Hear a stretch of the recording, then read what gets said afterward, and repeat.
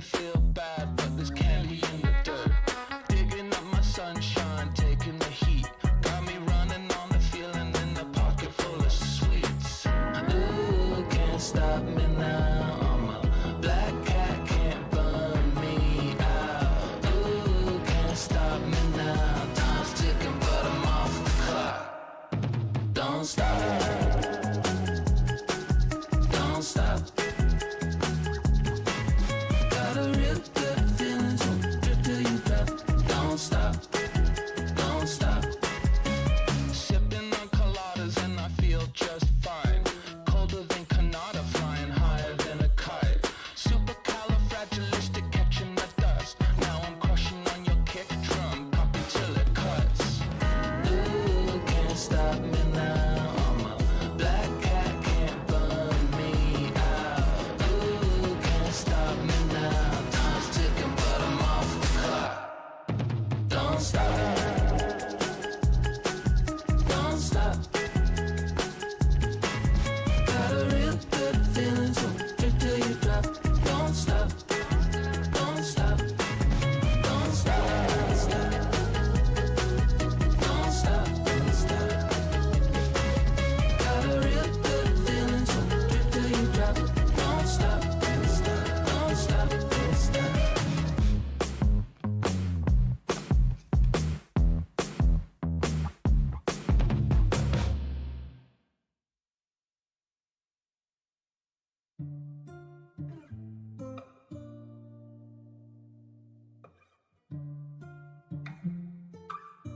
Yeah, yeah. My mind's full of thoughts, yeah. About us in a cost, yeah. I don't know what to do. I don't know what to do. The heart is always hard to give away. Give it away. Yeah. But you decided you don't wanna stay. It's what you said last summer. Yeah. We're going round again. You're telling all your friends that we're over it. And now you're back. I don't know what to say. No, I don't know what to look. Yeah, you and all your old ways had me acting out on good faith. Look, I would chase you down the hallways. Said your love was lasting always. Okay, so what about now? Yeah, me and you, we got a lot to figure out. Yeah, you say you wanna settle down. Yeah, but my brain can take another round. Yeah, out of bounds, out of context. Feel the process for whatever comes next. I might let you win again, and our story might never end. The heart is always hard to give away. Give it away. Yeah, but you decided you don't wanna stay. It's what you said last summer. Yeah, we're going round again. You're telling all your friends that we're over it, and now you're back. I don't know what to say. No, I don't know what to. You don't know what to say, I'll give you an idea. Calling me up when you need your favorite feature. About you, everybody on my case now. I know you still love me from the top down. The heart is always hard to give away. If you decide, then you would wanna stay. We won't repeat the same mistakes, and I won't be the one to walk away. The heart is always hard to give away. You decide that you will wanna stay. It's what you said last summer. Yeah, we're going round again. You're telling all your friends that we're over it, and now you're back. I don't know what to say. No, I don't know what to Say. Hey, stay calm.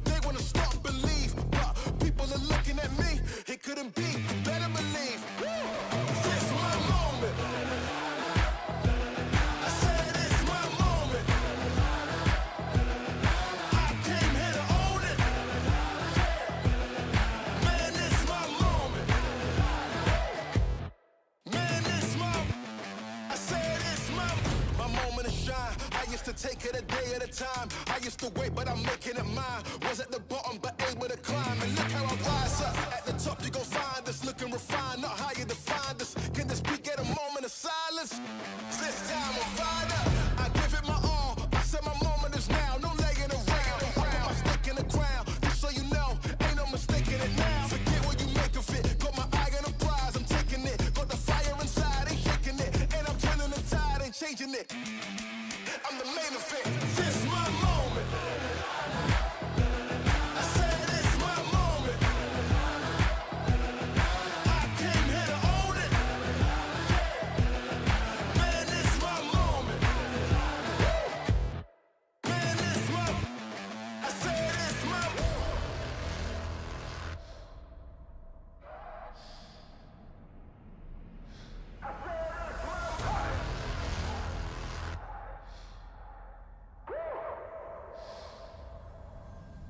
Yeah, how do I sound with it when I hit the ground? 100-mile finish. My moment now ain't no mouse in us. I'm on the prowl and my style fitted. My time, give me high fives. Get a picture of the wise guy. What's a wave to a high tide? Never stop when you my size. Man, it's my. I said it's my moment. I said it's my moment. I came here to own it. Man, it's my moment. Man, it's my. I said it's my moment.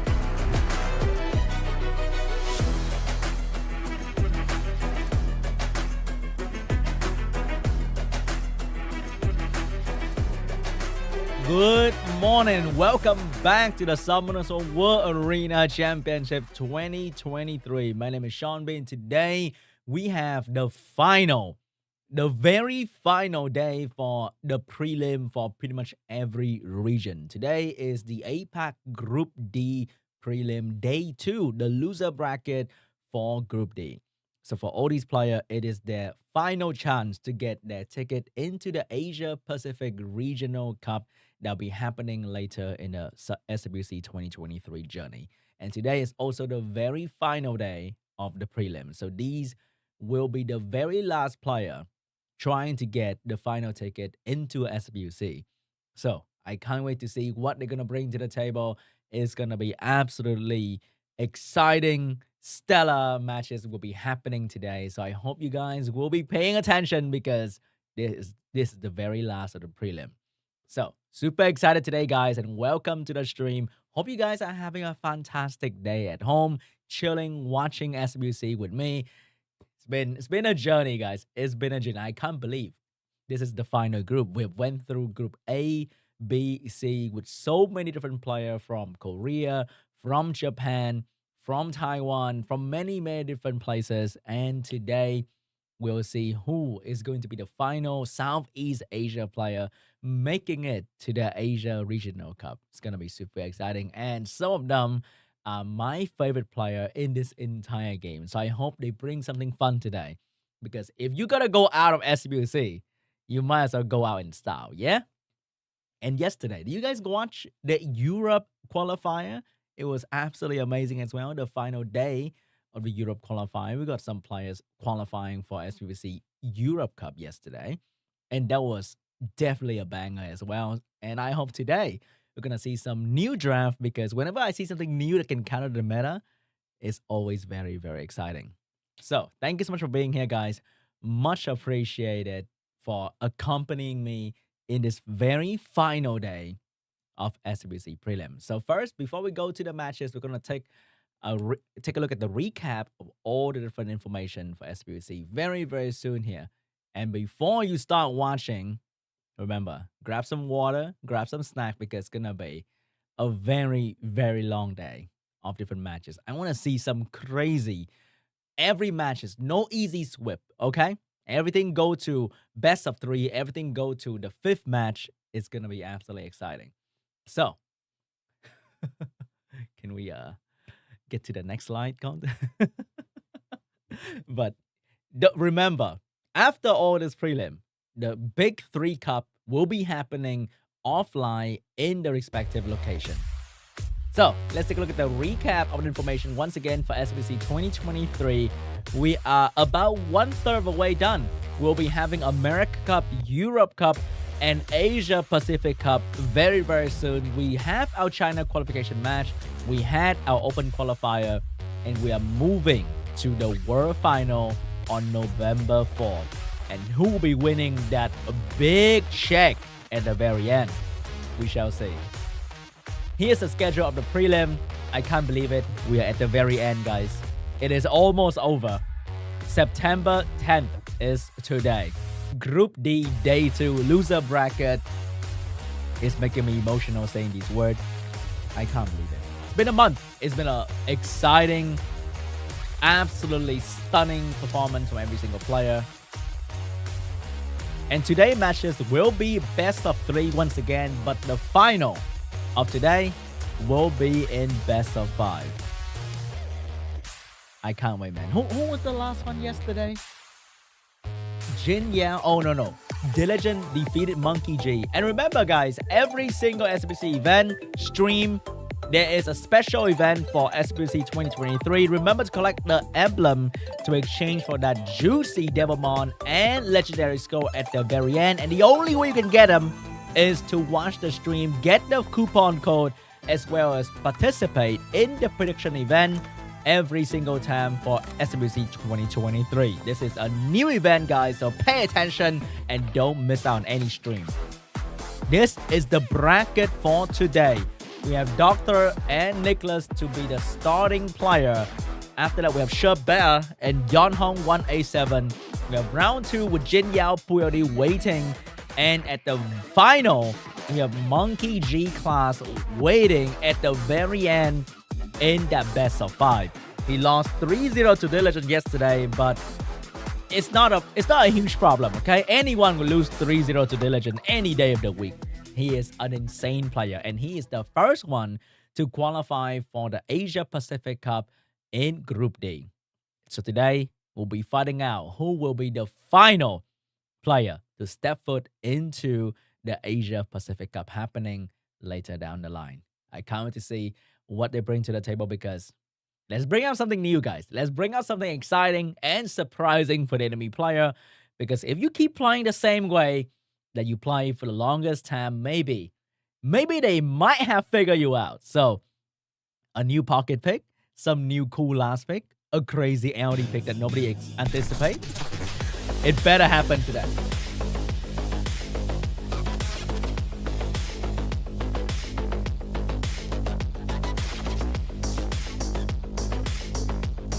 Let's welcome DOCTHURR on the stage once again, trying his best to qualify for Asia Pacific Cup. Let's see who's gonna need a DOCTHURR today in this match. Is it going to be him, or is it going to be NICKCLAS on the other side? He qualified for APAC Cup last year. He has a very good chance to qualify again this year. Actually, not gonna lie, he doesn't have a very good chance because he has to win all the way from the very end of loser bracket. So it's gonna be a challenge for DOCTHURR. On the other hand, we have a NICKCLAS, a new challenger, bringing in the Laura Tierlang duo, and I hope he'll utilize them well. He got beaten by Diligent 2-0 yesterday, but that is not a problem.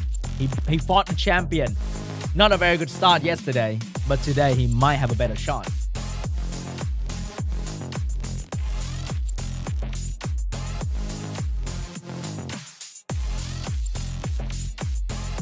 Alright guys, if you just joined the stream, welcome in, settle down quickly because the first match is about to start and you don't want to miss anything in today's matches because this is the final day of the prelim. Let's see, will DOCTHURR make the biggest comeback through the loser bracket, or will NICKCLAS prevail?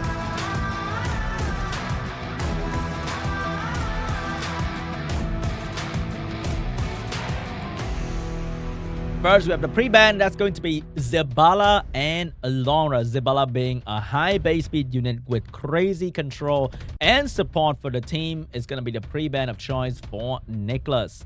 First pick for NICKCLAS. Will he take the Oliver once again? Is he? He's going to take the Water Ryu instead.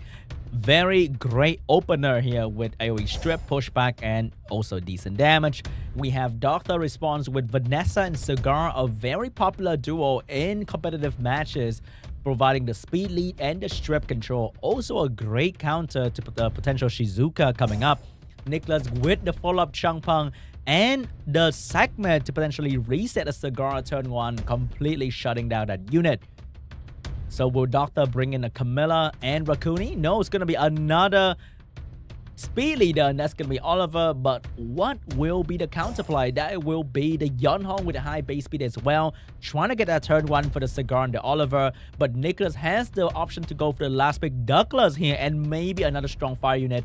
But it's going to be a Tien Lang for NICKCLAS to deal with all the attack bar coming out from DOCTHURR. That is Oliver and Yeonhong. Let's take a look at the win rate of Oliver in the APAC prelim. Not exactly the most amazing win rate, but he is being used in almost every single game in the prelim. And that says something about his unit, who has been nerfed twice via the balance patch. Ever since his buff to fame, he has been a staple in every single player box, and he will probably stay the same. And the last pick from NICKCLAS will be the Fire Monkey King to deal with the heavy wind coming out from DOCTHURR. So DOCTHURR last pick will be a Vertihound, which means he will have to ban the Tien Lang because that unit counter his entire draft. Here we go, guys. It's gonna be a Tien Lang ban potentially and a Vert ban as well, because DOCTHURR will have a very big wall that is the Meiho Wong to climb if he doesn't have any control for that unit. It's gonna be the Vert ban, it's gonna be the Tien Lang ban. So this game will be decided the moment Doctor land a defense break on the Mayhuan trying to take it down, or would the Mayhuan just absolutely destroy the entire strategy of Doctor? Here we go. First one belongs to the Yeonhong. Very fast, very furious. Boosting the Cigar attack bar, allowing to strip the enemy Changpeng and push back the enemy team attack bar. Get the strip, get the reset, get the attack bar of the monkey as well. But miss the segment, which means the segment will have an opportunity to reset the Oliver. Can she get it done? She will go for the Charming Voice on the Oliver, and she will get it done as well. The turn 1 strip reset from both sides worked perfectly according to plan. But here comes the damage focusing on the monkey, because that is the main comeback potential for NICKCLAS here. Big damage on the monkey. The monkey is going to go down very quickly here. He's going to survive with a little bit of HP left, but for how long? Because Vanessa and Oliver are both taking a turn. Oh, even the Cigar is doing good damage on the monkey. And the monkey's left with very little HP left. If this Vanessa manages to take a turn here, she will be able to finish off the monkey. The monkey's not going to go down just yet, but Oliver's going to finish the job here. Monkey will go down, but with what cost? Because the entire team of Doctor is under a lot of pressure as well. A lot of debuff on the side of Doctor. And Vanessa is going to be able to reset somebody here. Oh wait, no. Sagma is going to be able to reset. And that's going to be the Cigar losing the entire skill set. But she still have skill 1 that can provoke the enemy Changpeng. Vanessa with the defense break available, but will glance because of the glancing debuff coming out from the Sagma earlier. Oliver with skill 2 available, going straight into the Changpeng, keeping his skill off cooldown. But nobody can control this Water Ryu here. He cannot finish the Yeonhong without bypassing the passive, and the passive will bring back, the revive will bring back the Yeonhong with the heal available. And the unit that will be here will be Cigar back to almost full HP. But the important thing is the attack bar gain that will allow the Cigar to get another turn. Bursting on that Changpeng, defense breaking him, opening up the position for the Yeonhong to get the one shot in. And the Changpeng's gonna go down as well. NICKCLAS down to 2 units, but Water Ryu can be a great comeback unit here with big AoE damage, but could not get much damage through Doctor because his 2 main threats are still win unit. So this Water Ryu will have a very, very tough problem to deal with. He's trying to do the most damage he can, but it's just very hard to bring down the enemy. Even the Yeonhong, who will be able to heal very, very soon here. Defense break on the Sagma. Damage coming on to the Sagma this time. The Oliver will continue to control the Water Ryu, not allowing him to get a turn with the attack bar pushback. Cigar with entire skill set available, get the pushback on the Water Ryu.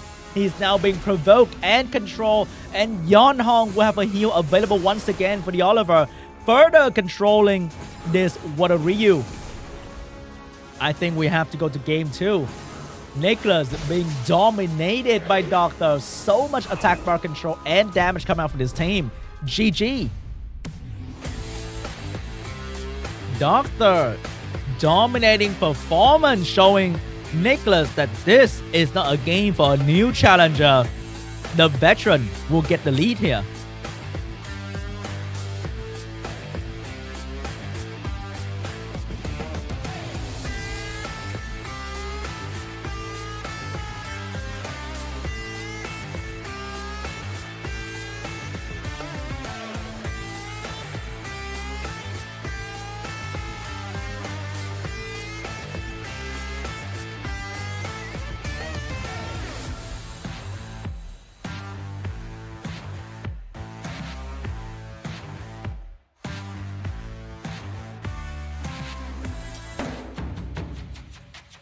Will it be a 2-0 clean match for Doctor, or will NICKCLAS come back from this position?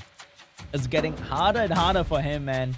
Not gonna lie, it's gonna be a tough wall to climb. Doctor, very, very strong player. And that Yeonhong is extremely dangerous in every single draft he can make.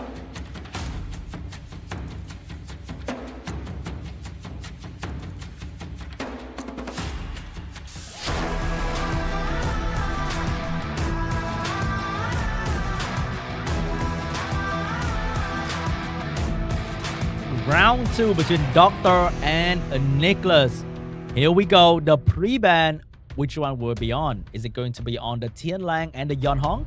It will be on the Tianlang and the Yeonhong because these 2 units are just so strong in these players' hand. But now DOCTHURR will have to deal with the Laura. He might have to pick up a Heigang Juno in his draft. But what he's starting with is going to be Oliver. It's going to be Oliver, pretty much the staple unit in every single match at this point. You can't go a game without Oliver. But what is going to be the response from NICKCLAS? Is he going to go for the Vanessa Cigar as well, or is he going to go with the Water Ryu Changpeng? Because I can already see the Mouse Raccoon getting picked up from DOCTHURR. It's going to be Vanessa and Laura coming out from NICKCLAS here.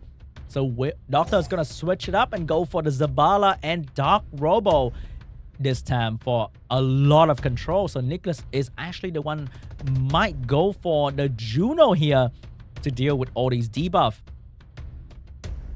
Or is he going to go with something entirely different this time? No more Tian Lang. What is going to be the answer? Will you pick up a Raccoon for some healing and cleansing?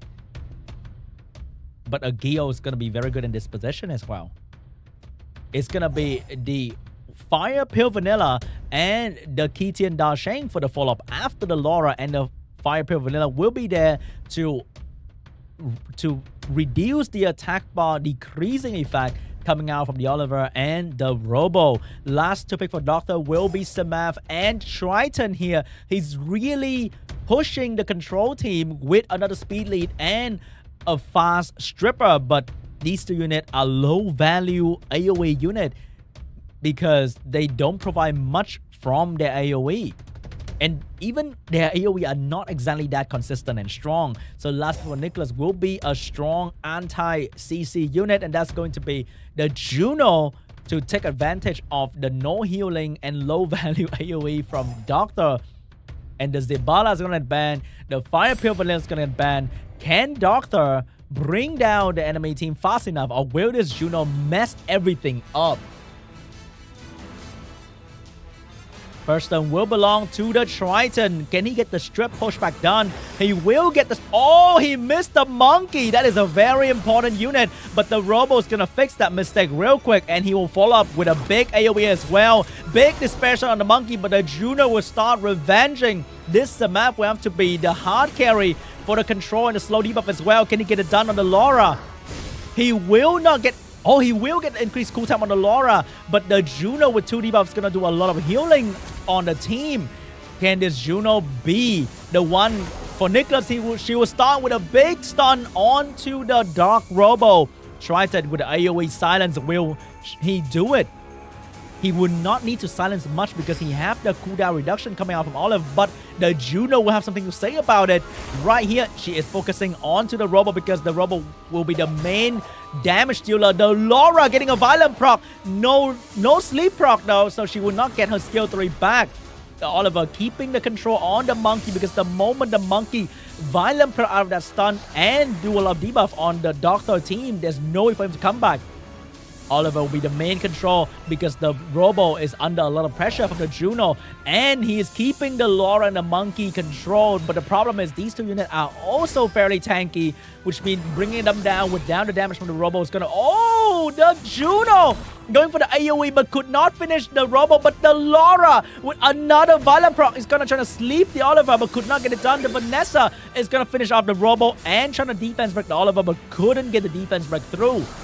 Oliver would now keeping the control on the Laura because they can violent proc any turn and make it really tough for DOCTHURR. Remember, both Laura and the Monkey have some sort of control in their skill 1 that might happen, and it can be very devastating. The Juno going for the Despair Stun on the Samav and get it done. The Samav will not be able to follow up with the damage here.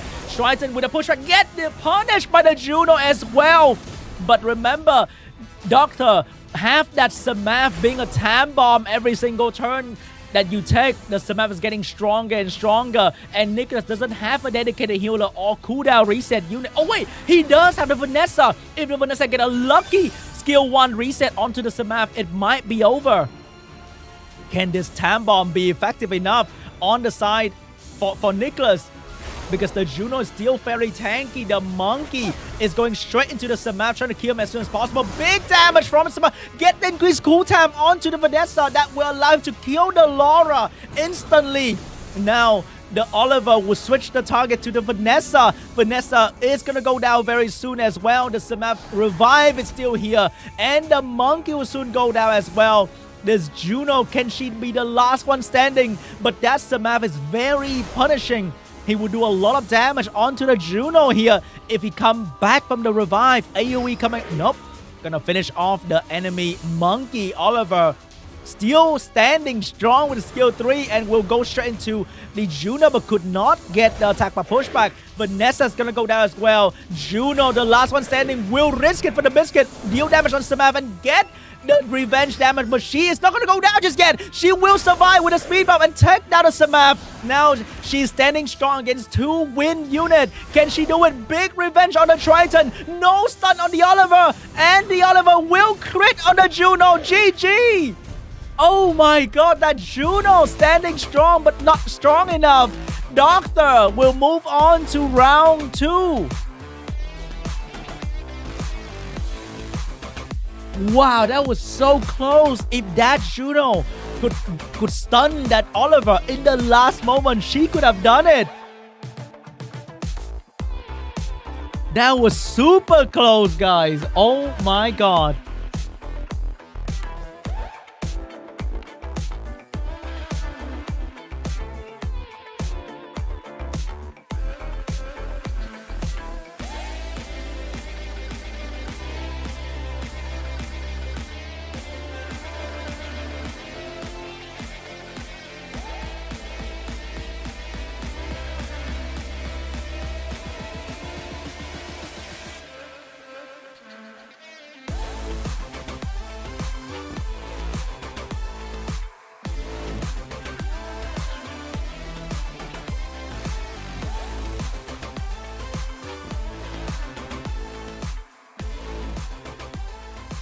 And that was the first match of the loser round 1. There's no quarterfinal, semifinal anymore. That was loser round 1. There'll be 4 rounds in total.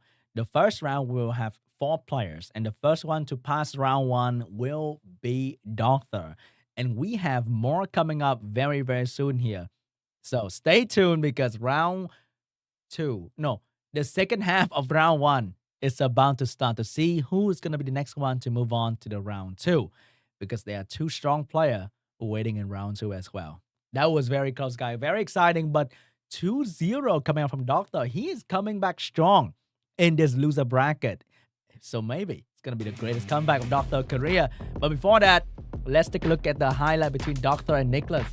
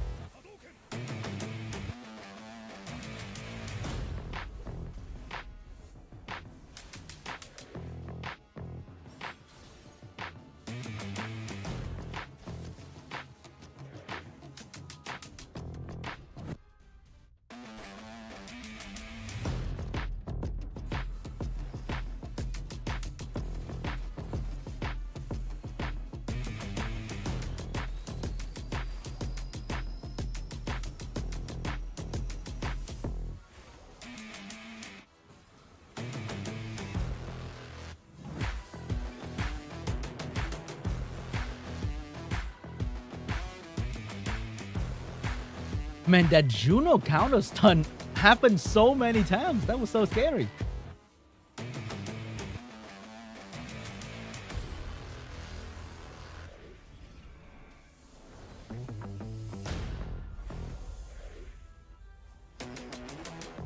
If the Juno stun right here, maybe? Maybe. Oh, but the Triton's still there. And congratulations to DOCTHURR for making it through to round 2 of the loser bracket. And we say goodbye to NICKCLAS, the new challenger. He will have to come back next year if you want to compete in SWC. Tough game for NICKCLAS right there. But he gave us a very close call at the end. That Juno being super tanky, revenge stun all the time, and doing so much damage, being the hard carry for NICKCLAS in that game, but she just couldn't carry hard enough. Anyway, we say goodbye to NICKCLAS. Good try, buddy. And I hopefully will see you next year once again, being no longer a new challenger. He is an old challenger if he's coming back next year. So we are moving on to the next round. It's going to be absolutely exciting in the next round as well, because these players will have to try their hardest from the bottom of the loser bracket. They have to win. If you want to come back from the loser bracket at the bottom, you have to win 1, 2, 3, 4 matches in a row against some of the strongest player in this entire game. And I don't want to take on that challenge guy. That is a tough one. I watched EU yesterday. They only have to win 2. But these players, they have to win 4. The loser bracket for APAC is like tough, man. Real tough, okay? For America and EU, they have to win 2 games in the loser bracket, and they're going to get it done. But APAC, they have it harder. Much harder, I feel. But here is the next round. I mean, the second half of the first round, the loser bracket. Let's welcome these players, because I know some of you guys voted for them. I'm pretty sure some of these guys get your vote. So cheer for them in the chat, and hope you guys enjoy this second half of round 1 as well. Here we go, guys. Let's bring out the player for the second half of round 1. Here we go. And the first one will be SHERBETA. He had opportunity in the open tie qualifier. He had another opportunity here today. He lost to MONKEYG yesterday. Will he make it all the way from the loser bracket to meet MONKEYG once again at the very end?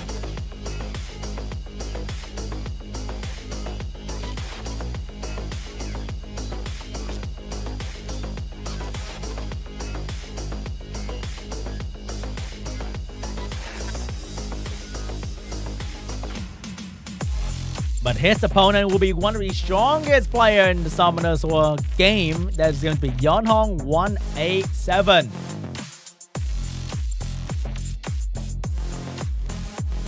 Wow, he switched from picking Yeonhong the most in season 24 to forget about her in season 25. Gotta change your name, buddy. Gotta change your name. Change to Praha187.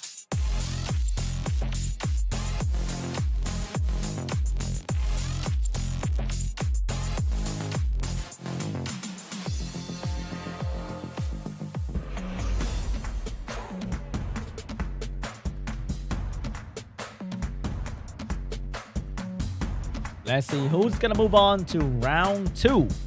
The loser bracket will be SHERBETA or will be JINYAO187.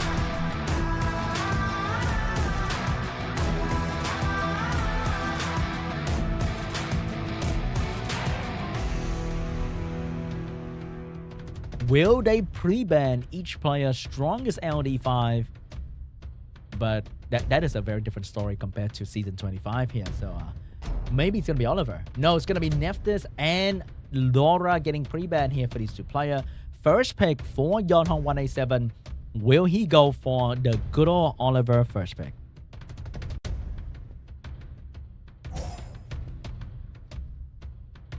Or is he going to go for something different here? Maybe pick up a more instead? No, it's going to be Oliver first pick for Yeonhong. And SHERBETA will respond with a Jeremiah, potentially Sakmet as well, to deal with the Oliver first pick, resetting his skill. But we might be seeing Miles Rakuni getting picked up here from JINYAO187 against the Jeremiah Sakmet. And here comes the Mouse, here comes the Rakuni, the good old trio. And we have Tien Lang coming out from SHERBETA to absolutely destroy this trio, and potentially a water unit like a Praha or Shizuka for the big value skill 3 to combo with Jeremiah. Or maybe he's going to pick up another LD, and I kind of like that.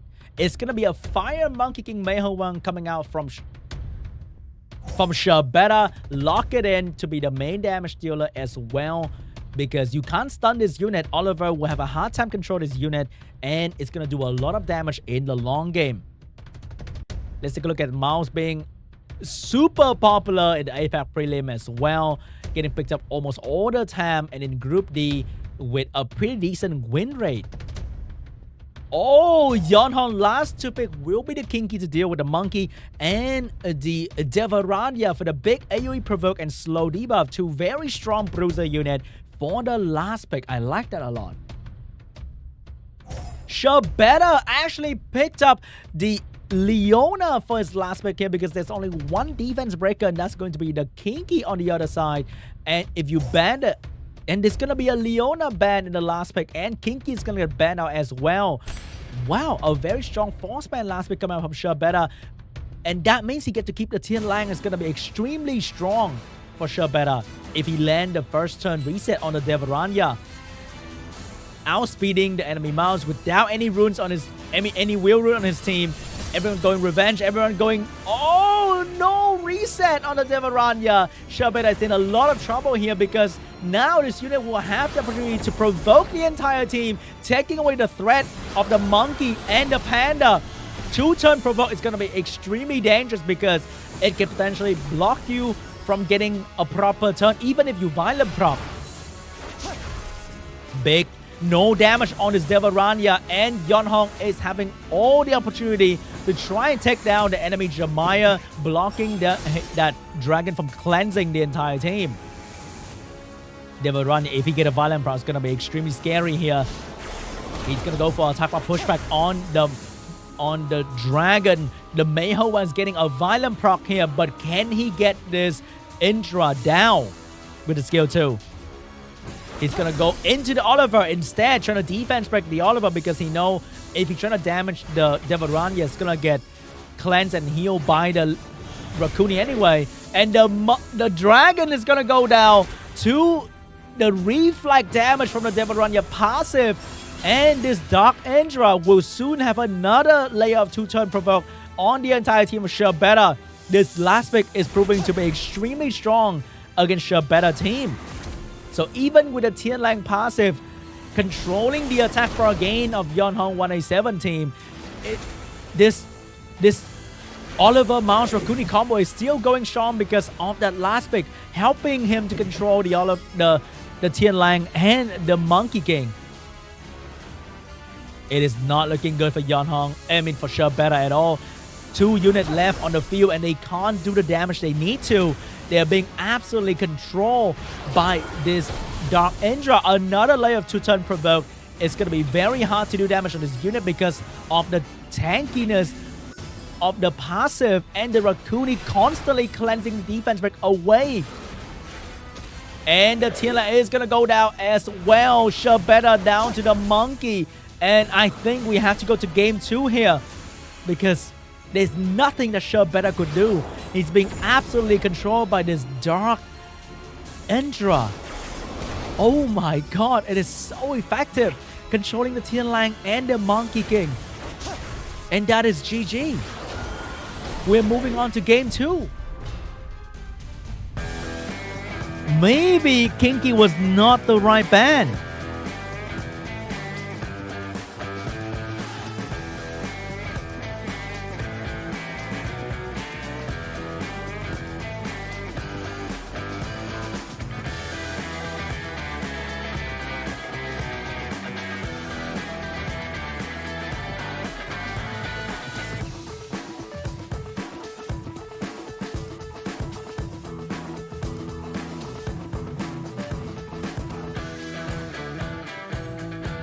Man, I love seeing new units coming out from these players. And Devaraya is definitely one of them. He might as well change his name to Devaraya 187, okay? Because he's probably one of the only one using this unit in SWC, and he's getting great success with it.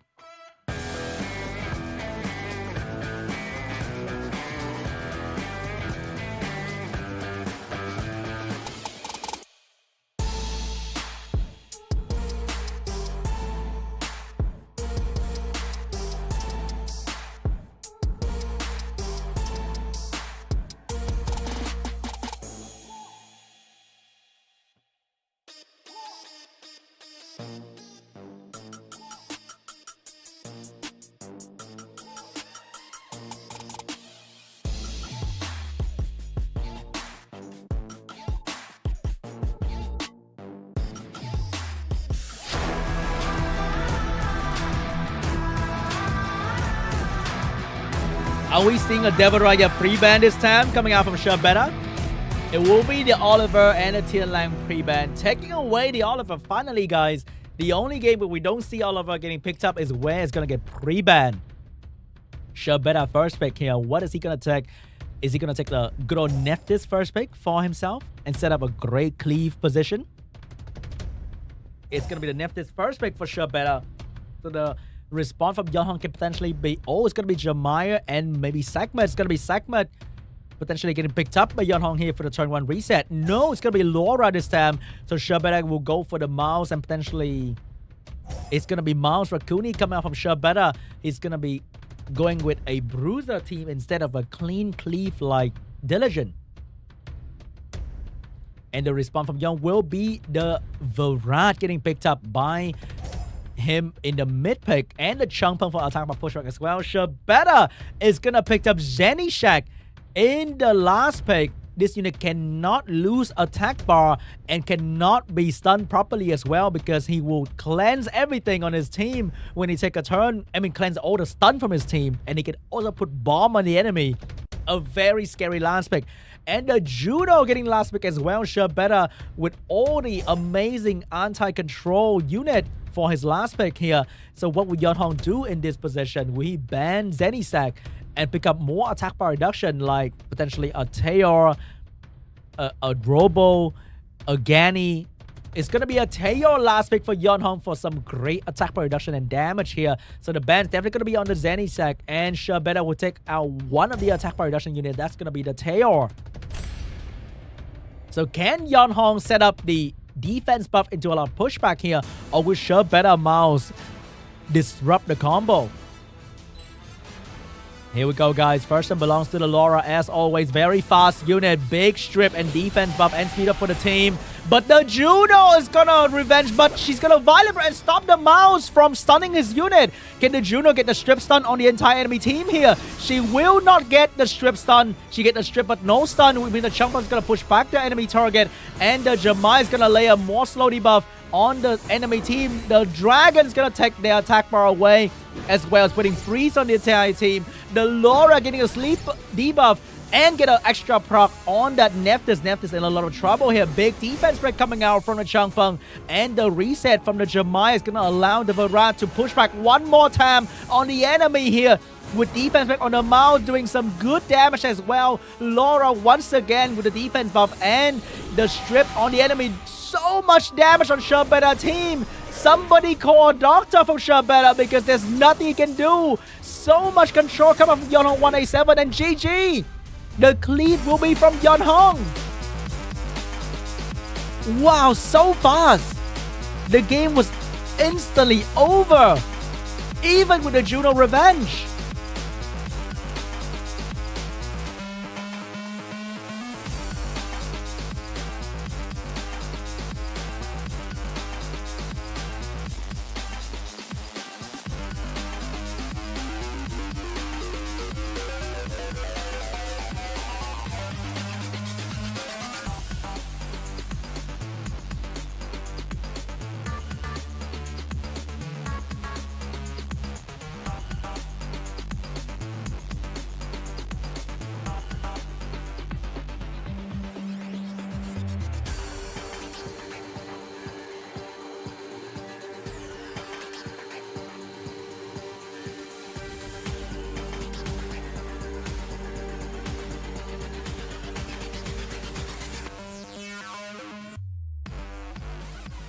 And that was a very fast match between SHERBETA and Yeonhong 187. And Yeonhong 187 will be moving on to the loser round 2. And SHERBETA will have to say goodbye to Summoners World Arena Championship 2023 at this moment, unfortunately. But man, SHERBETA draft was just clean. He was doing absolutely amazing, showing so many different team and combination. And that was incredible to watch.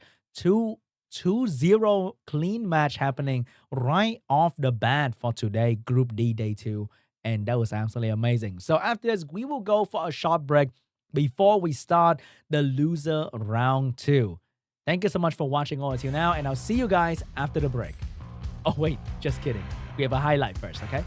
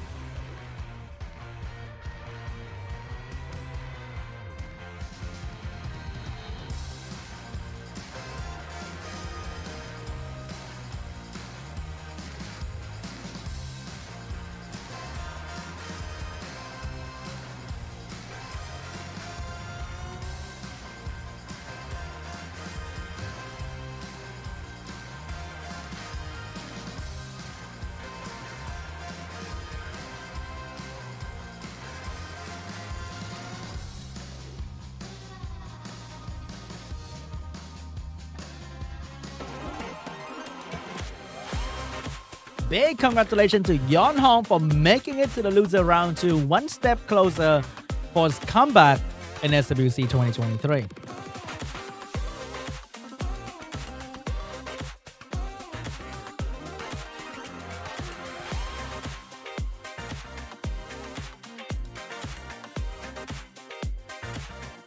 And the round 2, we have the first match between DOCTHURR and JINYAO, and the second match will be between Yeon Hong and Poo LD. We'll find out who are the 2 players that will make it to round 3.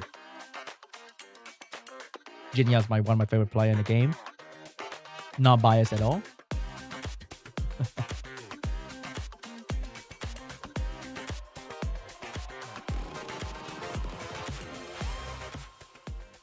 And that was the first. I think I said this just like 2 minutes ago. And that was the first round of the loser bracket for Group D. We are closing into all the final matches of the prelim for SWC. We are down to the last 5 players who were trying to get that one final ticket to the Asia Pacific Cup later, who will be holding hand with Diligent to represent Group D in the Asia Pacific Cup. Who do you guys vote for? Let me know in the stream chat and cheer for your favorite player, because this is their final chance. Okay? They don't have any more chance for SWC 2023.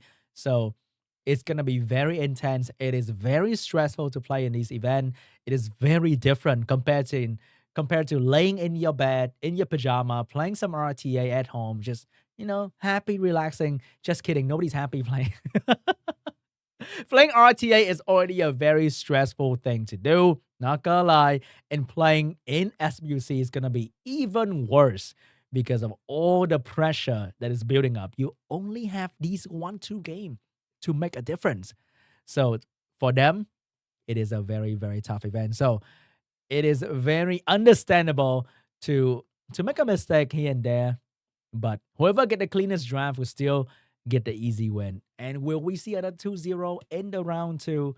We shall find out very, very soon after the first break here. We're going to go for a short 10-minute break. So thank you so much for watching, guys. Go and grab your food. Go grab your drink. And I'll see you back here very, very soon.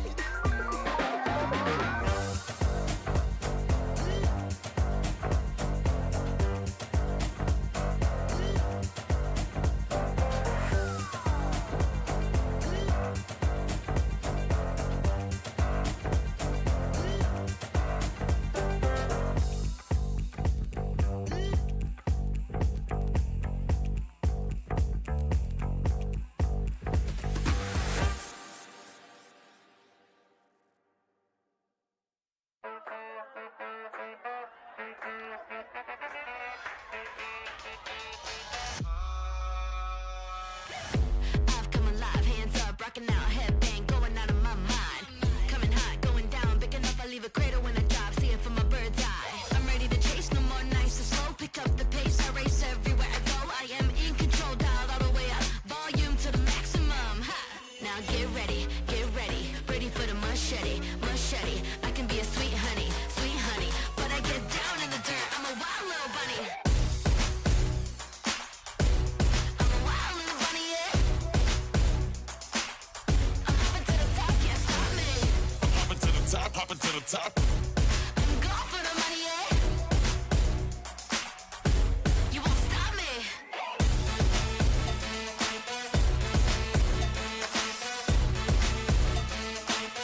I'm hopping to the top, can't stop me.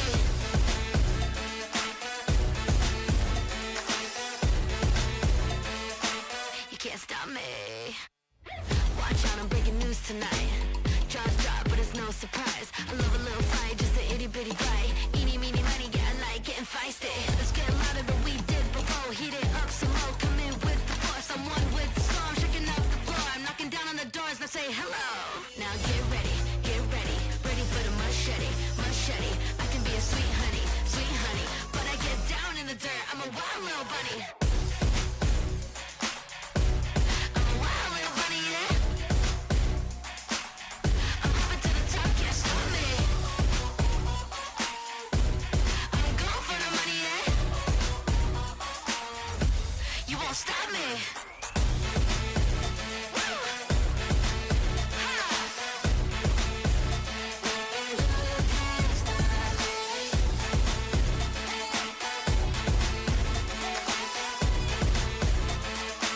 You can't stop me. I'm a wild little bunny, yeah. I'm hopping to the top, can't stop me.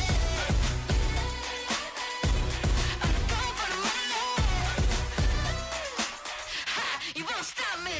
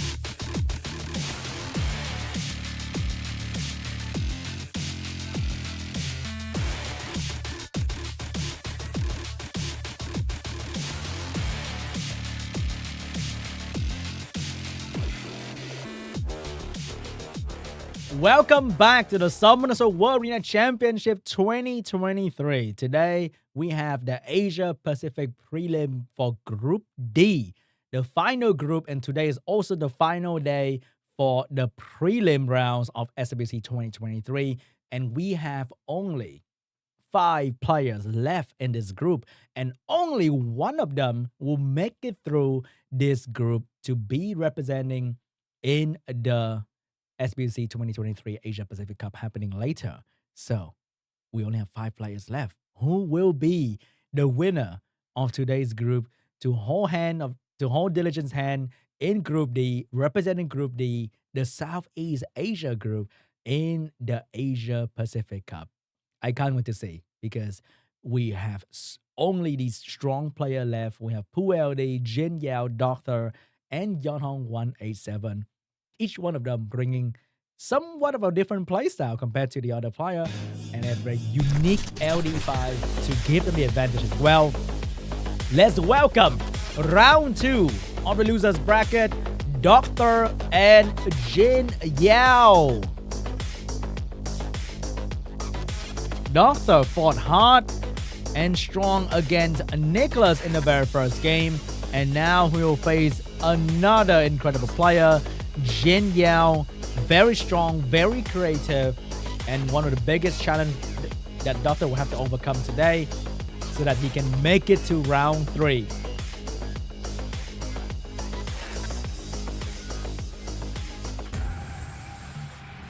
But on the other hand, JINYAO, one of my favorite players in the entire game. I can't wait to see what he's gonna do today. Will he bring something different this time around to overcome DOCTHURR and move on to round 3? One of the first Jamai Ethna player in the entire world, and I love his playstyle.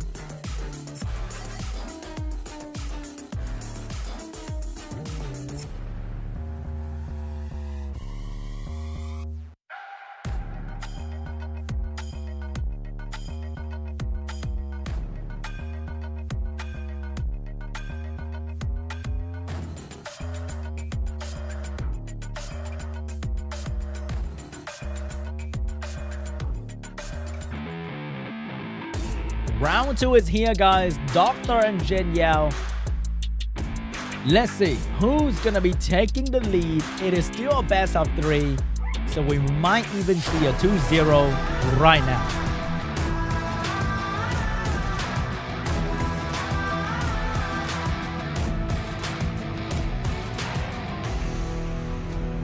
And the pre-ban will be Julian and Zabala. Seems like everybody is afraid of DOCTHURR Zabala.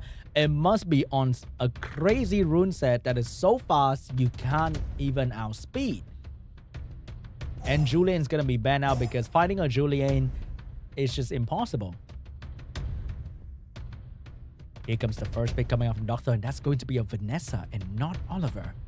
Very interesting. Usually I would see him with an Oliver, Mouse, or Cooney, but this time it's gonna be a Vanessa first pick here. So what will JINYAO do?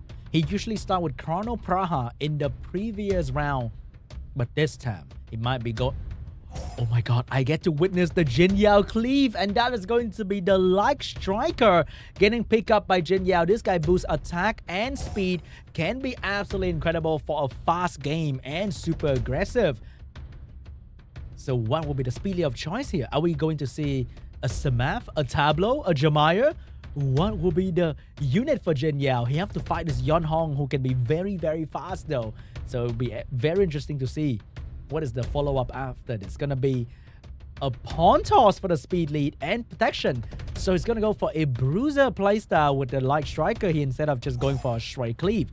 And the Ethna getting picked up as well to utilize the attack and the speed buff coming out from this unit. So maybe it's not on Swift, maybe everyone is on Violent. And he's gonna go for a bit of a slower first turn, but more damage overall.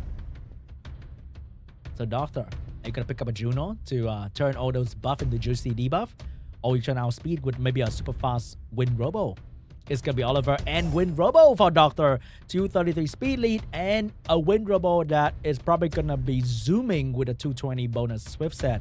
And last pick for JINYAO will be the NICKCLAS, a very strong last pick against DOCTHURR team who is not having anyone that can provide attack break and water unit.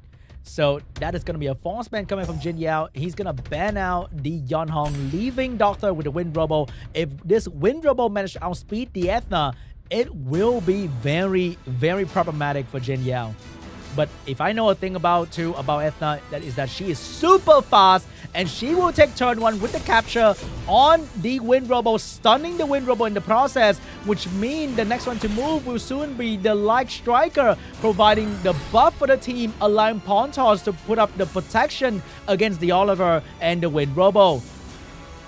But maybe the silence will come out from this. Is he gonna be greedy? He will be greedy and trying to go for the silence. He get the silence on the cigar, but missed the wind robo. The Ethna will not get stripped by the Vanessa. So this cigar cannot strip the Ethna, which means the Oliver cannot touch the Ethna with immunity. He will go for the Light Striker with the reset here. And the Pawn Toss with a reset as well. But this is going to be a lot of damage coming from the Ethna. Bring down the Wind Robo. And with the attack buff, she will bring down the Cigar as well. The Mouse with the speed and attack buff will take out the Wind Robo. JINYAO. Oh my god. So aggressive. So much damage.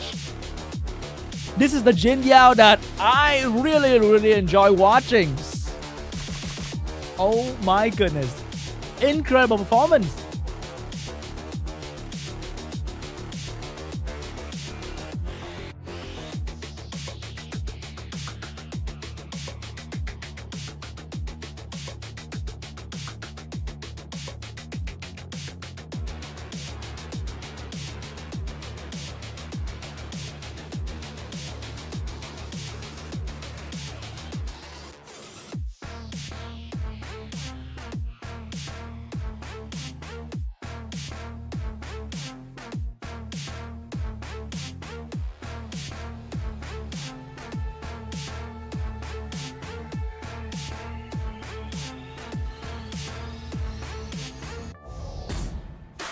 Round 2.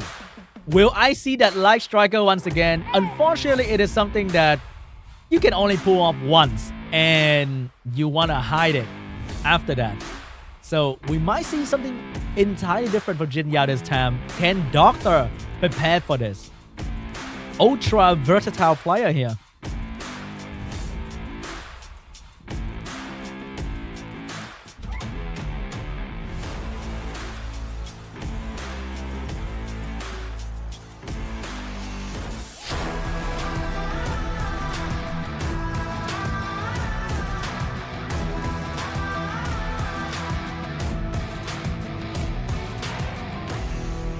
And the pre-ban will be Ethna and the Yeonhong, two very high base speed unit for the turn 1. First pick for JINYAO.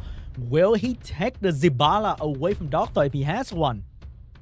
Because if DOCTHURR get to pick the Oliver Zibala, it might be dangerous. He's thinking about getting that turn 1. I can feel it. I can feel he is thinking about stealing the turn 1 away from DOCTHURR. But is that a bright idea? So now DOCTHURR will be able to bring in Vanessa Cigar once again, but that's gonna be with the Zibala. Is he stealing the unit? Oh my god, he is going with the Light Striker once again. We get to see some more big damage, but without the Ethna. How is he planning to take the turn 1 away from the speed lead Zibala? Is he going to pick up the Vanessa, or is he going to stick with the Pawn Toss once again for the speed lead? Only 19% though. It's going to be a tough game. So he's definitely betting out this Zibala because I noticed that Striker doesn't have Will Rune. He's going to go for a Juno and Pawn Toss. Actually going for a mid-range draft here with a Bruiser lined up with a Juno. And Juno is very good against Pawn Toss and the Light Striker as well. So definitely going to be stealing that counterplay. And with attack and speed buff, this Juno can be hitting like a truck.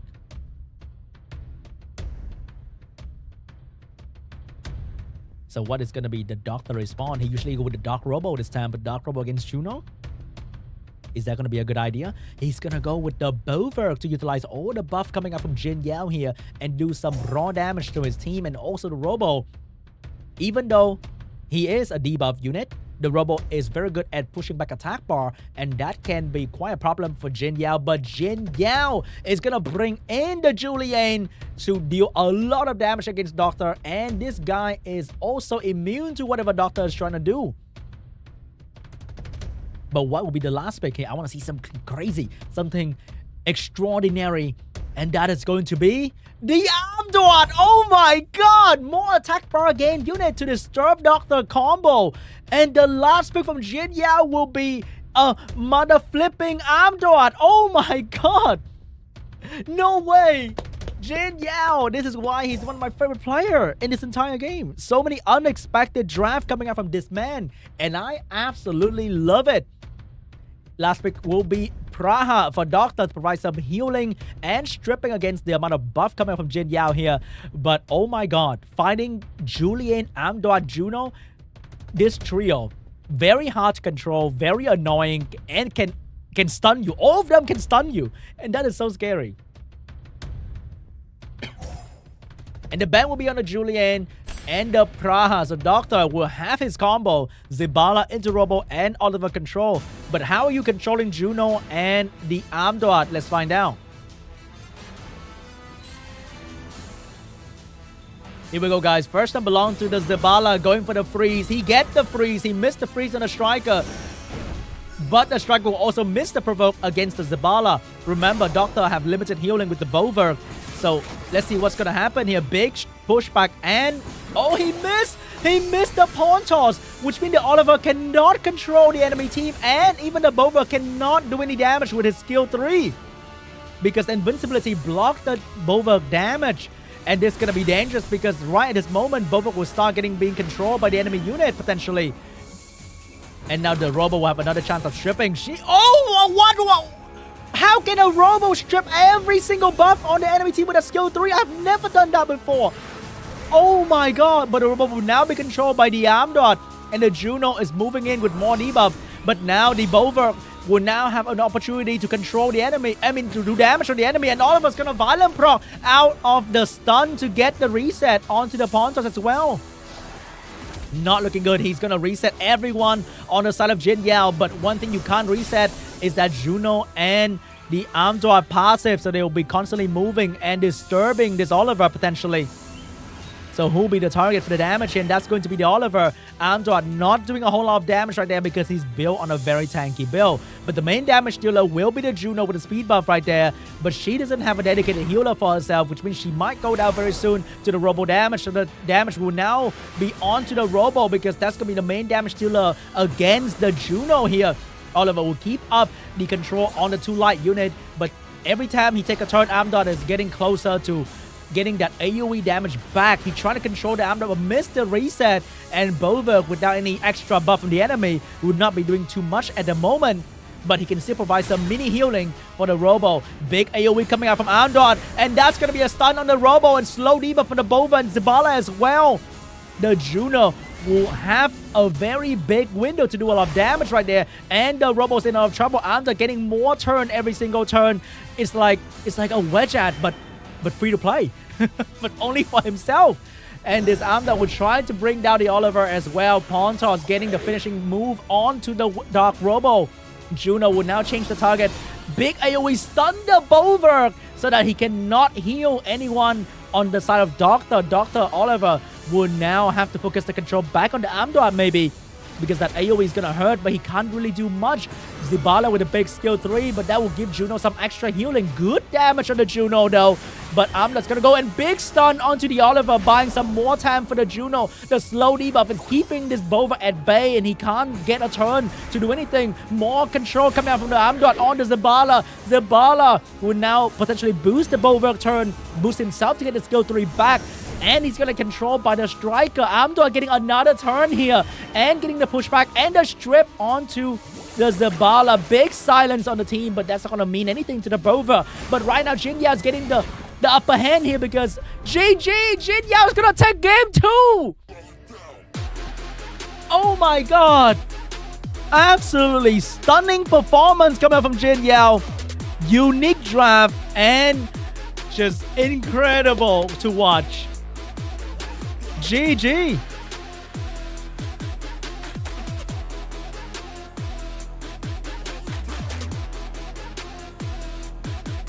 Another clean 2-0 coming out from JINYAO.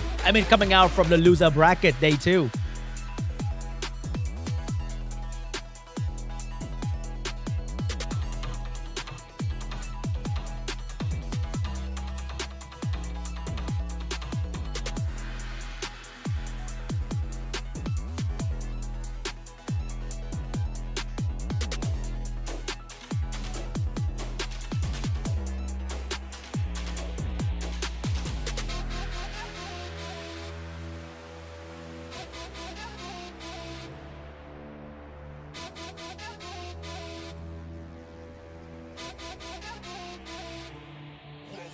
That's what I'm talking about, guys. No Oliver Miles Raccoon. We are watching what? Like Striker Crack?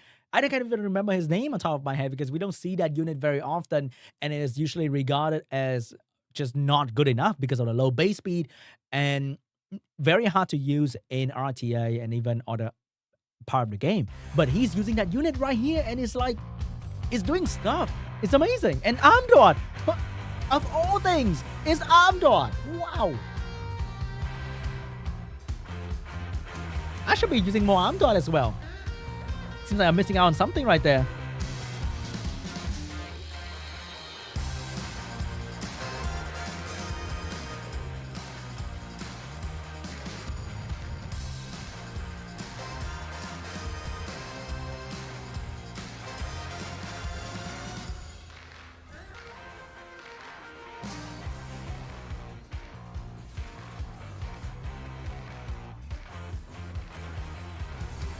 That was such a clutch resistance coming out from the pawn toss.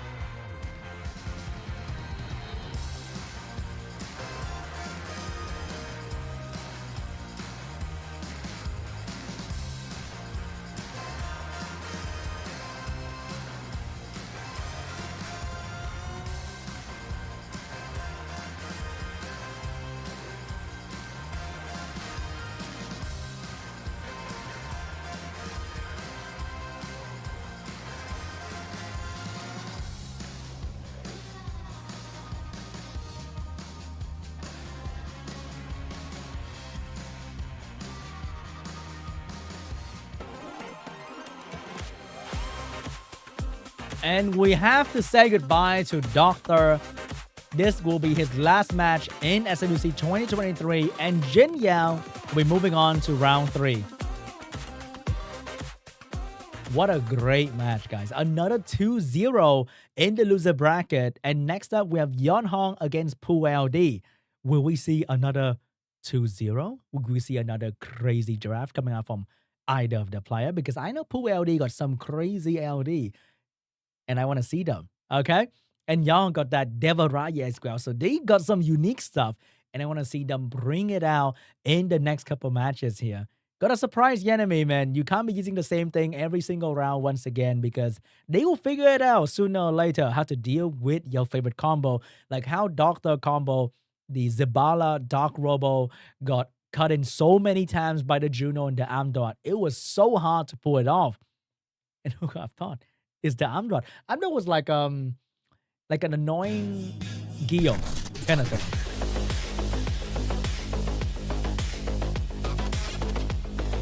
And here we go, guys. The second half of round 2 between Yeonhong and Pu LD.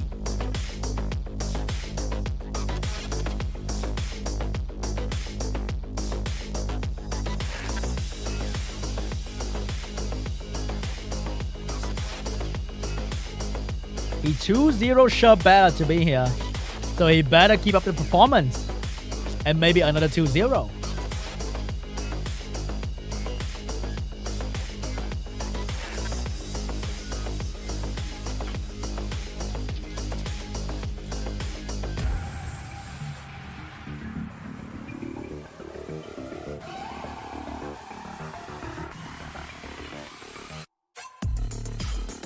But Pu LD is definitely one of my buyers, though. New challenger representing my country.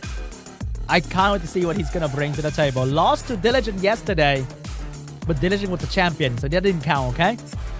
He have a lot of opportunity today to come back in the loser bracket.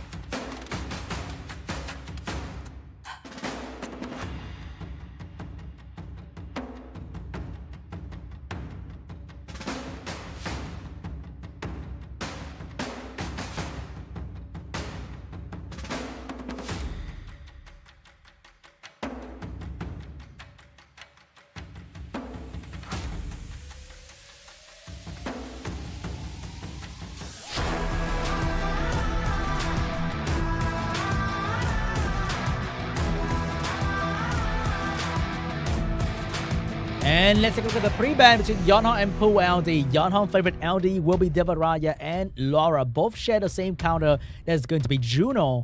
So will Yeonhong pre-ban the Juno? Nah. It's going to be Bella and Laura getting pre-ban here for these two players. Bella being one of the strongest unit in the entire SWC, being used in many different regions and proven to be super effective against a variety of drafts. Yeonhong's going to go for the first pick, Oliver here. And the response from Puerto will potentially be the Vanessa Cigar on Jamire's segment. Or will he surprise us with something totally different today? He's going to go for Miles Rakuni, breaking the trio, stealing it away from Yeonhong 187. So the response will be Praha and Shizuka, providing the speed, the heal, and the debuff for Yeonhong 187. Beauty can have the option to go for a strong AoE strip here potentially. It's going to be a Cigar getting picked up by Puerto, but what will be his speed lead of choice? Is he going to go for a Vanessa against these two water unit here? Or is he going to go for like a Tomoe? He's going to go for a Water Ryu for the strip, allowing the Cigar to control even better. But what will Yeonhong do against this? Is he going to go for something new and exciting like a Wind Monkey? Or is he going to go for like a Leo into an LD unit last pick to counter this Miles Rakuni combo? It's going to be Verd picking up by Yeonhong. And the last pick will be an Ethna trying to go for that first turn stun here. So looking like he might be bending out the Rakuni to allow his healer and attack bar gain to be ultra effective against PULD, because you can't control the Vert and the Praha forever.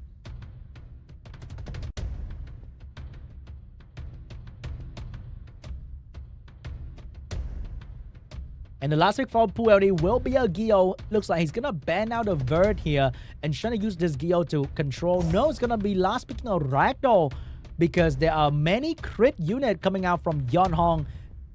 So Ragdoll's gonna be even more effective in the last pick here. Might have to be a... No, I think it's still gonna be a Rakuni ban, and Yeonhong will try to out-sustain PULD. No, it's gonna be a Ragdoll ban, leaving the Miles Rakuni combo in. But with the Vert and Praha, I think he's gonna match up the pace with PULD team. Round 1 between Yeonhong 187 and PULD with not a single LD in sight. Here we go. First pick, first turn is going to belong to the Miles getting a strip, but no stun onto the Praha. Praha can go for the sleep, and that will be the Praha choice. Go for the sleep and the heal. Speed up for the team as well. And with the Shizuka trying to go for the strip onto the Cigar, but could not get it done. But the Oliver get the ultimate reward. That is going to be pushing back the attack bar of a Rakuni in the first turn. And that will control the Rakuni for a very long amount of time. And during this time, the Shizuka was trying to bring down the cooldown of the Praha, but she got resetted by the Cigar. But that is going to be the biggest value attack come out from the Cigar, because there's going to be not a whole lot of AoE control unless this Mora trying to go for that AoE Despair stun. But is that even on Despair? It might be on Violent as well. Here we go, guys. Big AoE come out from the Mora here. And it's going to Despair stun the Praha, keeping her away from healing the entire team. But she's also one Violent proc away from doing that. And that's going to be a quick reset onto the Cigar. But Cigar skill 1 is also very, very good. And that can keep the Oliver out of the way for a long period of time with the Provoke. But Oliver with the skill 3 available and this Verd pushing up attack bar every single turn, it's going to be very hard for PULD to control the enemy team. Cigar with the skill 1 available, going straight into the Oliver. Get the Provoke, keeping Oliver from further resetting him. But PULD is out of control at the moment, and Shizuka is getting her skill back very, very soon here. They're more going for a lucky Despair stun on the Vert, but could not get it done, and the Vert will further get more attack power for the team, and that will allow the Praha to heal the team right at this moment, providing speed buff and control on the enemy, sleeping every single person except for Rakuni, and that is perfectly fine because the damage will be focused on Rakuni anyway. Mouse is gonna Violent proc out of the sleep proc, trying to do damage on the Vert, but it didn't really mean much. And now Shizuka will soon get her skill 3 back, and she can further reduce the cooldown of the Praha skill by putting the soul protection on her. Oliver back at controlling the enemy target. Shizuka 1 turn away from the skill 3, and that's going to be a lot of debuff on the side of PuLD. Rakuni being constantly controlled by the Oliver cannot get the skill 2 back anytime soon, and with the Verd with a speed buff, Yeonhong team is moving constantly compared to PuLD with the Miles Rakuni. Oliver further controlling the Mouth attack but not allowing to do any damage, and Shizuka finally dropped the skill 3 on the enemy. A lot of debuff and another turn locking down the enemy team, and Oliver is still trying to control this entire enemy team as well, getting the attack bar off the Rakuni and the Cigar. Praha will have skill 3 available next turn, and Rakuni is gonna finally go down without a healer, and this constant pressure coming out from Yeonhong. There's nothing that PuLD can do to try to bring back this game. He can't do damage, he can't heal, he can't stun, he can't do anything because of the control coming out from the Praha and the Oliver is too much to handle. If only he could strip stun in the first turn on the Praha, but unfortunately he couldn't get it done. And after that one single moment, PuLD lost the control of the match, and everything was under Oliver's turn, just pushing back everyone attack bar while Verd giving the entire team attack bar. It is such a deadly combo. And this might be GG for the first game, and we're moving on to game 2.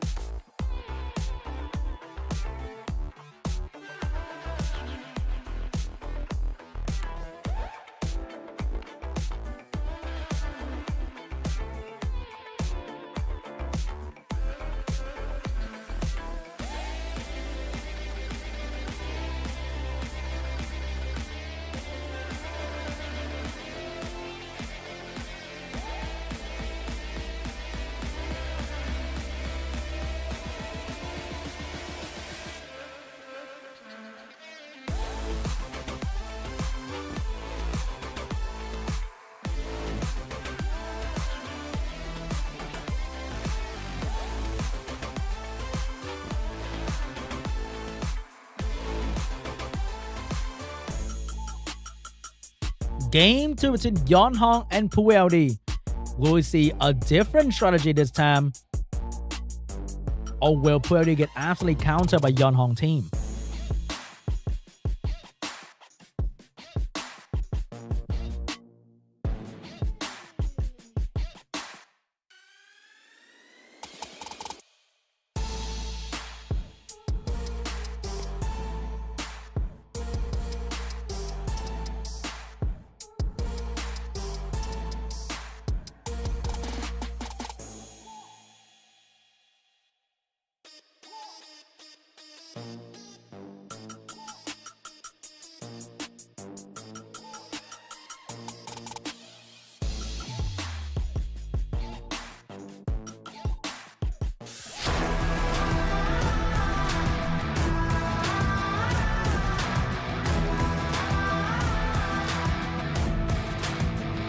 Last round pre-ban was Laura and Bella, which means we might see them in this game. This round pre-ban will be Jamaya and Ragdoll. Yeonhong will not want to fight any Ragdoll nonsense in this round, and PuLD doesn't want to deal with a Jamaya coming out from Yeonhong, which means he might be going for an Oliver first pick here.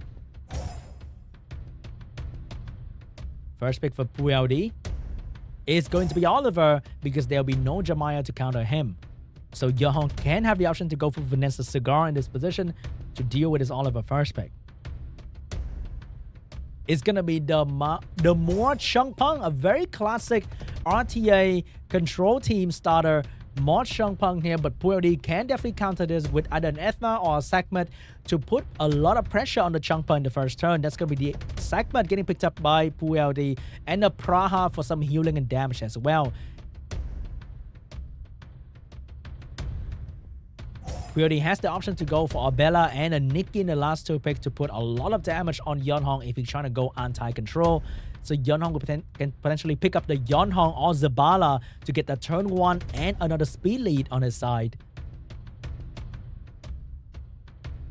He also have the Laura available to him to go for the turn 1. It's going to be the Laura and maybe another speed lead here. But what's going to be a high value speed lead for Yeonhong? No, it's going to go for a Masha for damage. And that synergized perfectly with the strip and the speed buff coming out from the Laura as well.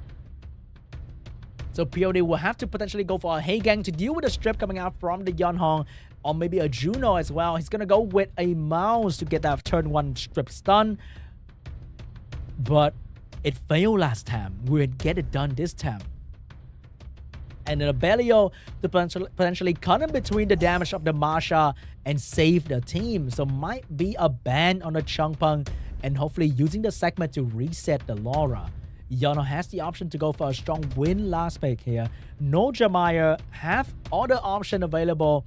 What will it be? Is it going to be a Leo? It's going to be a Gani coming out from Yeonhong for the last pick here. A very strong last pick fit into a lot of different control team with one of the best control in the game and one of the best skill 2 in the game as well. And also having the high base speed, building a Gani to follow up after a Laura is extremely easy. So is the ban going to be on a speed lead on both sides to get the first advantage? It's going to be the Oliver ban. It's going to be a Changpeng ban here.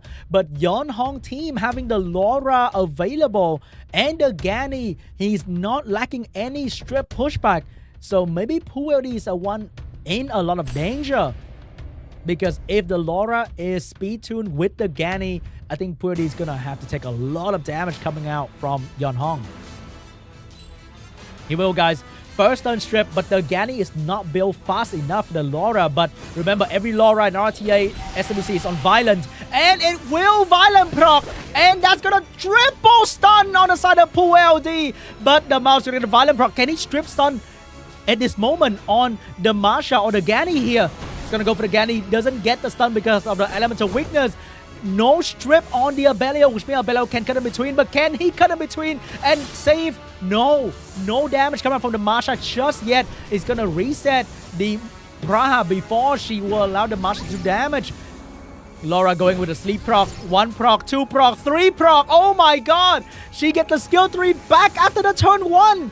And the skill 3 is going to allow to buff the team once again, allowing for more damage on the entire enemy team. The Belio can heal though, but he cannot provoke the Masha with the immunity up.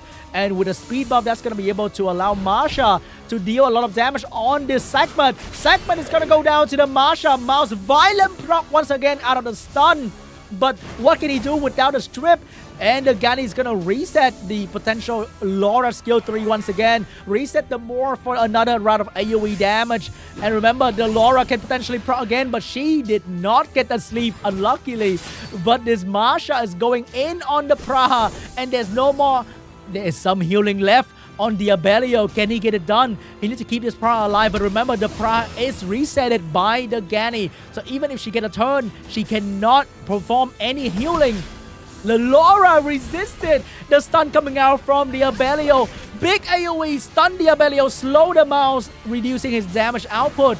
And the Mouse cannot finish off the Gani. The Gani will take down the Praha, get a Violent as well. Yeonhong will reset the Abelio and will reset the chance of POLD getting another round in this game. This might be GG. Gani will be able to reset somebody once again, but he doesn't even need to. Everyone is having full skill available to them, which means Laura can strip into more control and Masha can actually destroy that Mouse, but she's gonna go for the Abelio instead, because the moment Abelio go down, it is pretty much over.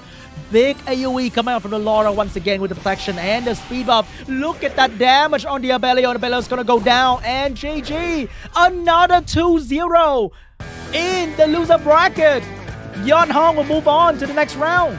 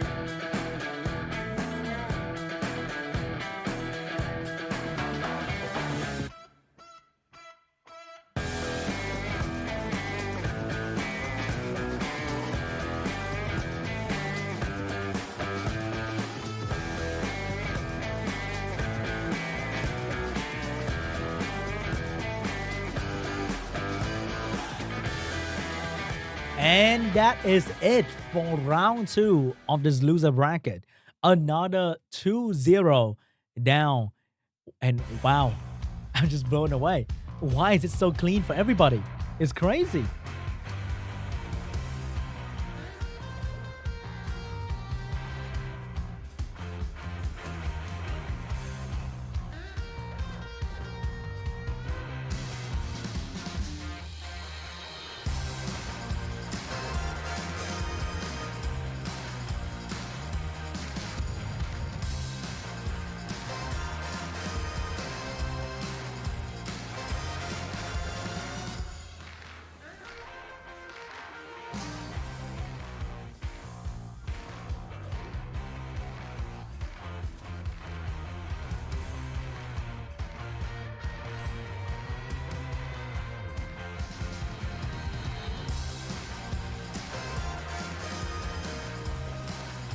Wow, that triple stun. Oh my god.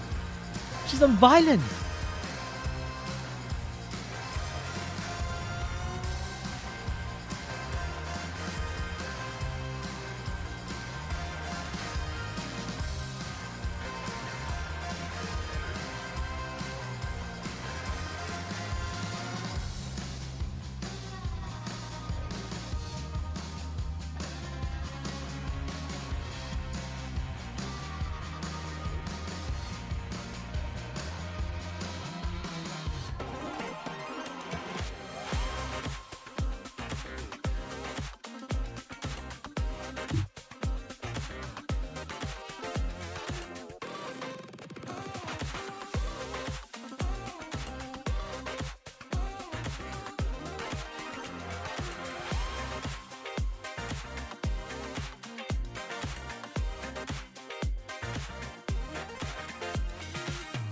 And the round 3 will be between JINYAO and Yeonhong.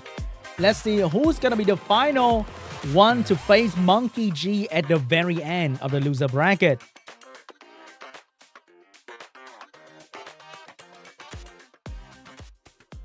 And that is it for round 2. Incredible performance by these players once again. 2-0. 2-0 everywhere. Every match today has been 2-0. Will we see another 2-0 coming up in round 3? Oh my god. But before that, we have come to the part where everyone is expecting the most. And that's going to be the first goal today that will be given out very, very soon on the screen right here. I know you heard that. I know you heard that. The first goal will be given very, very soon here on the screen. So take out your phone and get ready to key in the first goal to get your goodies from the stream. It might be an emblem. It might be an emblem. So the first code will be last one for Group D. Literally. But this is not the last code, okay? The code is last one for Group D with 100,000 mana, 1 mystical scroll, and 1 SWC emblem. So key that in. If you're on iOS, there'll be a link posted in the chat very, very soon here. So don't worry about it. You will get your coupon in the chat. Okay? And that is it for round 2 of the loser bracket today. We'll be going, I think, into a short break. And we'll have round 3 very, very soon as well. And the final at the very end. We are down to the last 3 players trying to get that ticket to the Asia Pacific Cup. And I can't wait to see what they're going to do because JINYAO is incredible. And Yeonhong 187 is one of the strongest players in this game. So even though I am rooting for my boy JINYAO, it's gonna be a very, very tough one. Man, he destroyed PULD and make it look so easy. But wow, crazy. Absolutely incredible performance. 2-0. Maybe we're gonna see another 2-0. Maybe JINYAO have a plan ready for Yeonhong 187 in the next round. And I can't wait to see what's gonna happen. Thank you so much for being here, guys. Really appreciate you guys watching. We are going into a short break, but you don't have to go anywhere, okay? Maybe go to the toilet. Maybe grab some drink, grab some food so you can enjoy the last 2 matches. No, the last 2 sets of SWC 2023 Group D prelim. But for now, we'll go into a short break.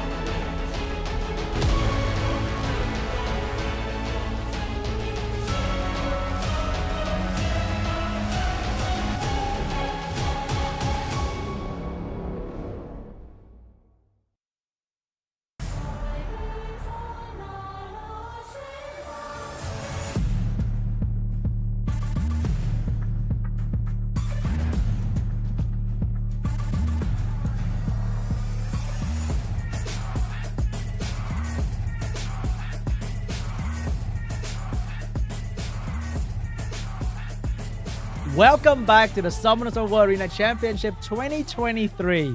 And today we're having the Group D for the APAC prelim, but we are halfway done. So if you come in for the stream right now, hey, you missed some amazing stuff. But don't worry, we have two last set for you guys. And we have what I could call the semi-final. Before the final, we have round 3, the loser round 3 between JINYAO and Yeonhong. Whoever win this match will move on to the final and fight the biggest battle of Group D with MONKEYGXCLAS in the best of 5. So, let's see. Will we see another 2-0 today? Because it has been a lot of 2-0 in this group. Or should I say, there has been only 2-0 in this group.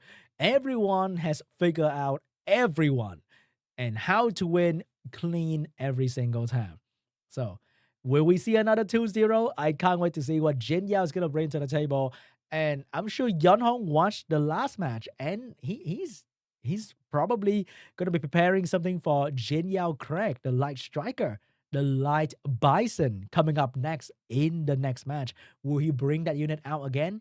Will he bring something new to the table? There's so many things to look forward to, guys. I'm so excited for... My hair is not cooperating. But anyway, let's introduce the player for round 3.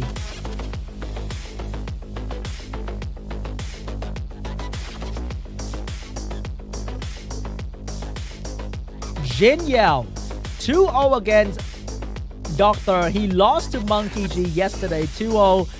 Will he get the opportunity to have his rematch against MONKEYG, or will he fall to Yeonhong 187, who has been dominating since the start today? I can't wait to see.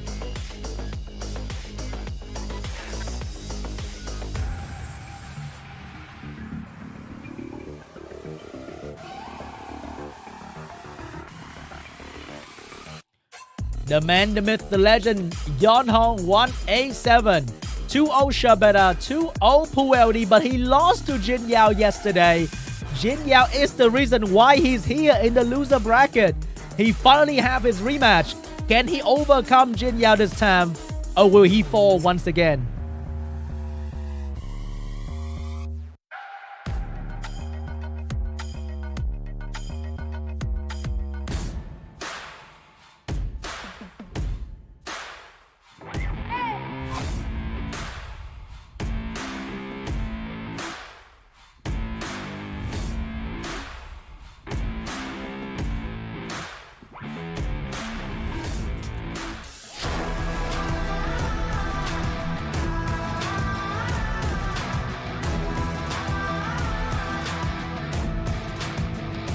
Let's take a look at the pre-ban between JINYAO and Yeonhong 187.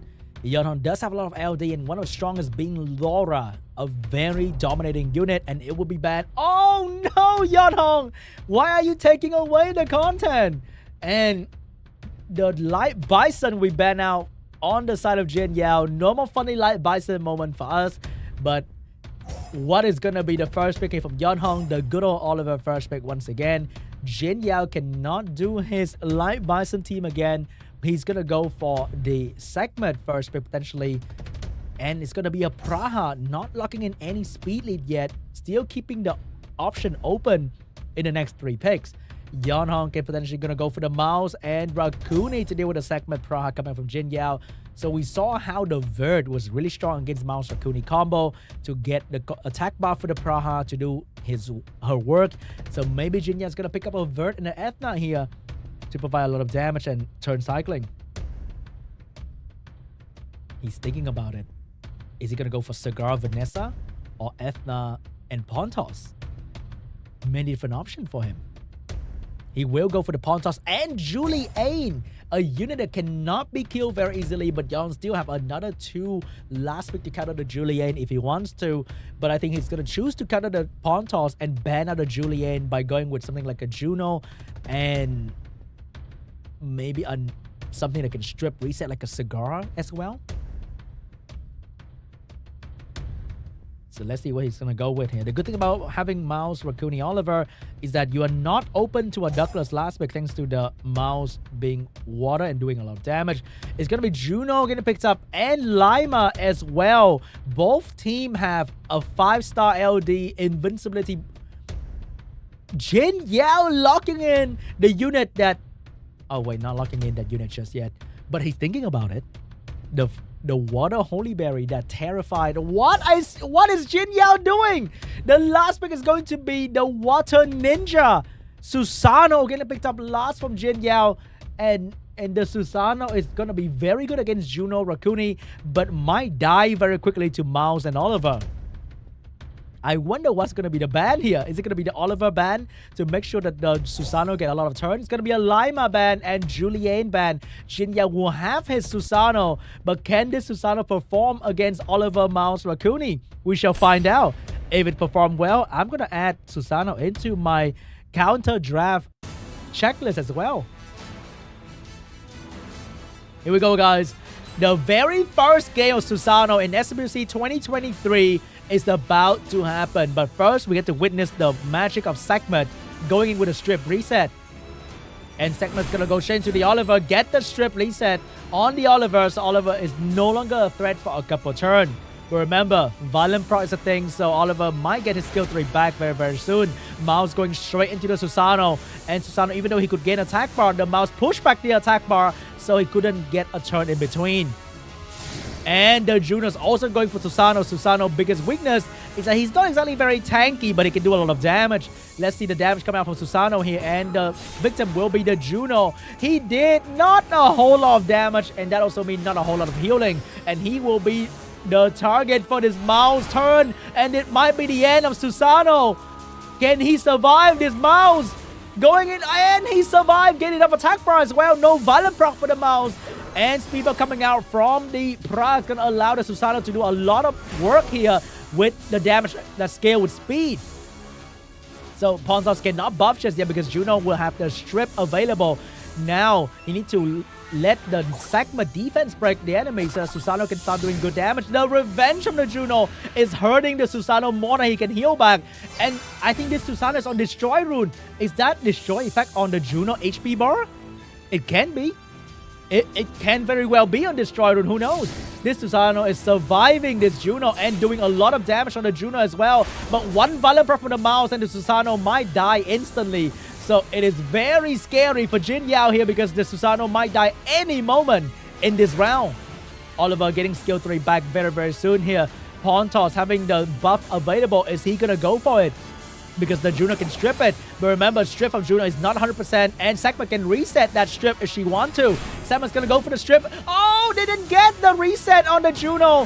Which means the Juno is going to be able to strip, but did not get the Susano. Susano is going to be able to do more damage on the Juno and take down the Juno. This Susano is going to be protected by invincibility. So the Mouse will have to choose another target here. And remember, the Sekhmet having the skill available, and it's gonna go for the Pontos, but the Nemesis rune allowed the Pontos to come in between and land the silence onto the Oliver, so the Oliver cannot take away the skill of the Sekhmet. And Sekhmet will now have the defense break available to use, and that's gonna allow Susano to one-shot. No defense break was landed on the enemy, and Rakuni is gonna get a Violent Proc to heal the Mouse as well. But at this moment, we have Praha healing for the Susano. Susano back to full HP with speed buff and a lot of damage potentially onto the Rakuni, doing some decent damage right there, but not enough yet. And no more defense opportunity for the Sekhmet here, but she does have the reset and get the reset on the Oliver, so no skill reset coming out from Oliver anytime soon. But Mouse Rakuni is a deadly duo, and this is gonna be a lot of damage on the Susano. Susano take the hit, get the Violent Proc as well. Susano will go down to Mouse. Simple Violent Proc right there, but the Praha is going to use the opportunity that Susano bought for her and go for the damage onto the Rakuni. He is almost taking down the Rakuni. Can he get it done with the Praha? Praha get opportunity, and she will finish off the Rakuni. Oliver and Mouse will no longer have the rat for healing, but they are very, very strong with their own damage.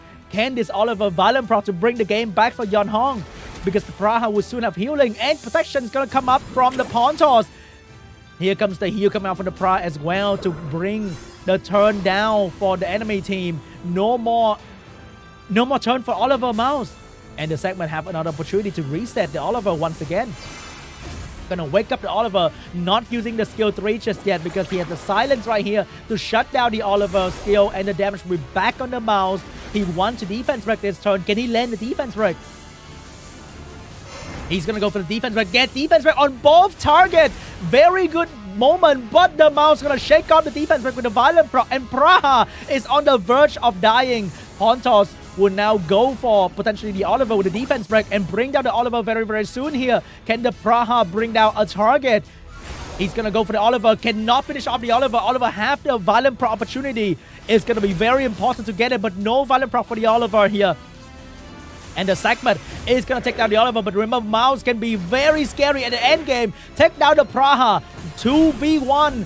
But this unit is very tanky and can do a lot of damage at the same time. And he can stun as well. And the target he's going to go for will be the Pawn Toss. But Pawn Toss with the Nemesis is going to cut in between and get the invincibility up for the team. Remember, Mouse can strip. Where he go? He's going to go for the Pawn Toss. Doesn't get the Violent Proc this time. And the segment will finish off the Mouse. JINYAO get game 1.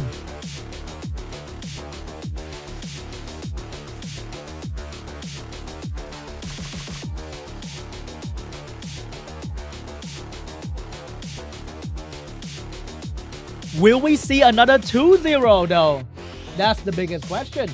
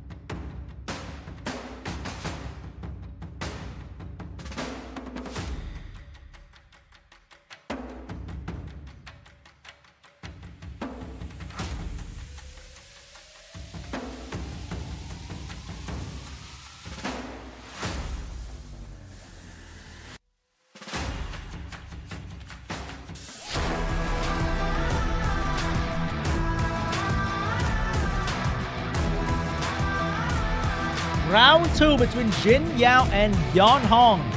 And this time, the pre-ban will fall on a different unit, which means we might see the Light Bison come back into the draft.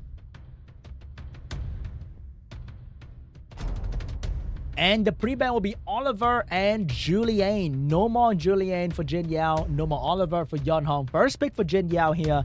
What is he going to go for? Is he going to first pick the Light Bison? And I can't wait to see that, man. Oh my god, he's actually doing it! The light striker Craig. First pick coming out from JINYAO here. Yeonhong's gonna respond with the Jeremiah segment to control the turn 1. But JINYAO has the opportunity to go for Mouse and Pawn Toss here to really dominate the turn 1 as well. Is he gonna go for it?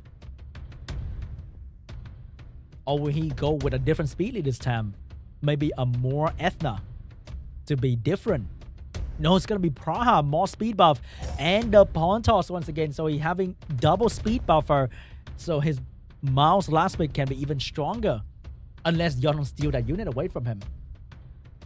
We might need to see a Juno coming out from Yeonhong to deal with all the buff coming out from JINYAO here. And maybe a Bover or Mouse as well. Because all this buff are way too juicy. Oh, he's going to strip all that buff instead. And that's going to be the Laura getting picked up by Yeonhong and the Barad for the follow-up. We saw that earlier, how he destroys the enemy with this combo. But JINYAO is going to block the Laura with a Heigang. Remember, the Pawn Toss is also a nemesis, which means he can cut in between and put up the invincibility to protect against the Laura. And last week will be Juno coming out from JINYAO as well to strip all the buff coming out from the Laura and utilize all the debuff coming out from Yeonhong to use for healing. And Juno is an incredible endgame damage dealer for a team without healing like Yeonhong. So last week from Yeonhong will have to be a healer, or else he will get out-sustained by the enemy team, and that's going to be the Abelio, which I think will get banned instantly by JINYAO, and Yeonhong will have to take care of either the Heigang or the Pawn Toss problem here. I think he's going to ban the Heigang, use the segment to reset the Pawn Toss and try to control the enemy team, but that is a very risky position. Or maybe he have to ban the Juno because Juno is absolutely insane. He's going to ban the Heigang and the Abelio is going to ban as well. So Yeonhong is hoping for the segment to not get absolutely destroyed by the law of resistance that will happen in the first turn. Because if he missed the reset on the Pawn Toss will cut in between and put up a protection against the Varad. Here we go. Segment going in with a big reset. Can she get it done this time? Oh my god, the crack is actually cutting in between the Laura and the Varad, which means the Juno and the Prague may stop him from doing the thing. Big AoE coming out from the Laura. Get a Violent Prague as well. And the slow debuff will stop. Oh, it will not be enough to stop the Crack from moving. The Crack will take a turn to boost the team, and the Praha Juno will be ready to go. Juno, big strip, and Praha with a big sleep. But remember, Violent Prague is a real thing, and it's going to miss the Varad here. But the speed buff is going to allow the Juno to lap the enemy team, and the Pawn Toss will not get frozen by the Varad. If the Juno can stun the Jamaya, it's going to be huge. Big stun on the Jamaya, and the Pawn Toss will soon get his skill back. And the Praha is going to get a Violent Prague as well. Remember, Yeonhong doesn't have any healer, so this Juno at the end game is going to be unstoppable because the Yeonhong team is constantly healing the Juno while giving her speed buff so that she can do more damage. Even though JINYAO is being controlled, but the one that is not being controlled is the Juno, and that is one of the biggest problems that Yeonhong doesn't have an answer for. Big damage from the Juno coming right up onto the Laura. No, gonna be on everybody with the AoE, and the Pawn Toss can return some defense break as well. Here we go, Pawn Toss looking for a target here for the skill 1, and he will return the debuff onto the Segment, giving the glancing to her. Segment have the skill 3 available, gonna use it on the Praha, but who's gonna stop the Juno? The Juno's taking down unit left, right, center with the damage from the speed buff that Yeonhong is giving it to her every single turn. Big damage on the Laura, stun the Laura as well, and the Praha's gonna follow up with even more damage from additional damage by Artifact. And there's nothing that the Segment can do to stop anyone on the side of JINYAO. JINYAO is gonna get the invincibility from the Pawn Toss. This might be GG. Oh my god, he's doing it. Another 2-0 coming out from JINYAO, because there's nothing that Yeonhong can do at this point to stop the Oracle from killing him one by one. And that is GG. JINYAO will take game 2.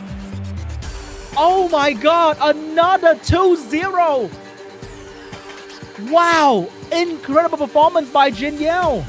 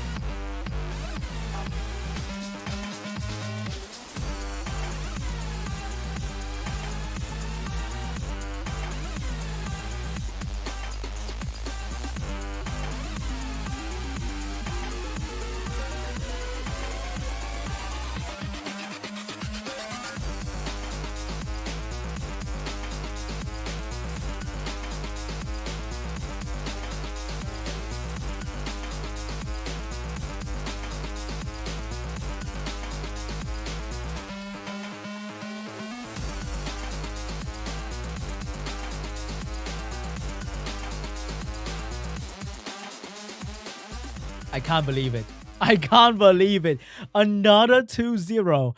And in style as well, JINYAO is back with his favorite team because I saw some replay from him, and the pawn toss, the crack is one of his favorite unit, and he is doing it in SWC. And we got to see Susano showed up as well, even though he didn't do exactly what he was there for. He did destroy the Juno, but he got also destroyed by the mouse too easily because Susano have to be built with a lot of damage. So it is very hard to make a Susano tanky at the same time.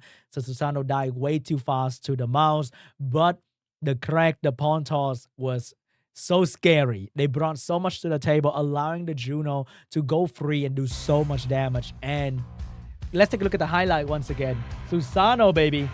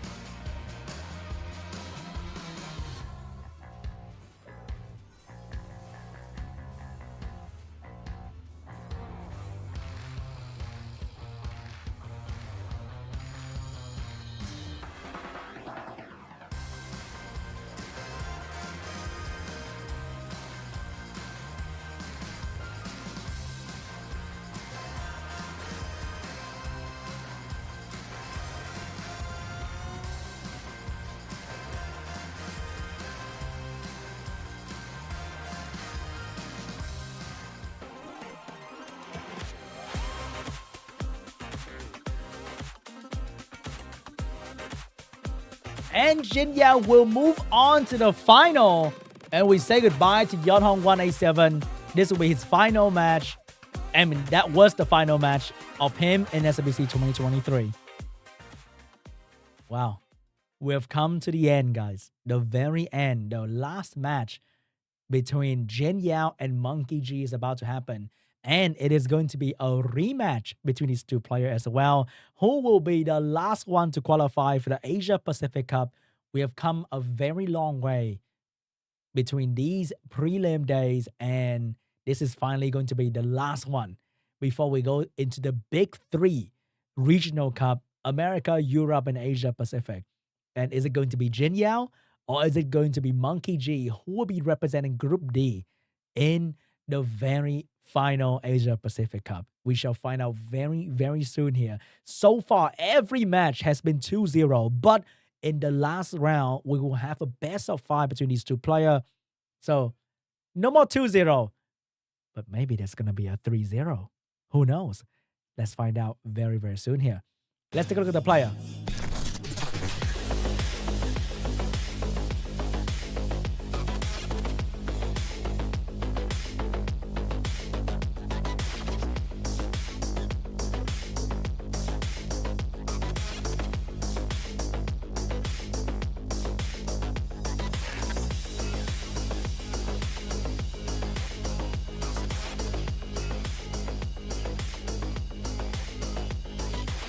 The rematch between MONKEYG and JINYAO is about to happen.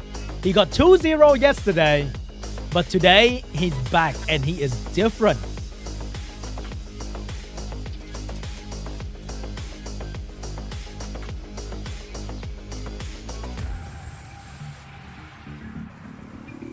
So Monkey G has been watching him from afar.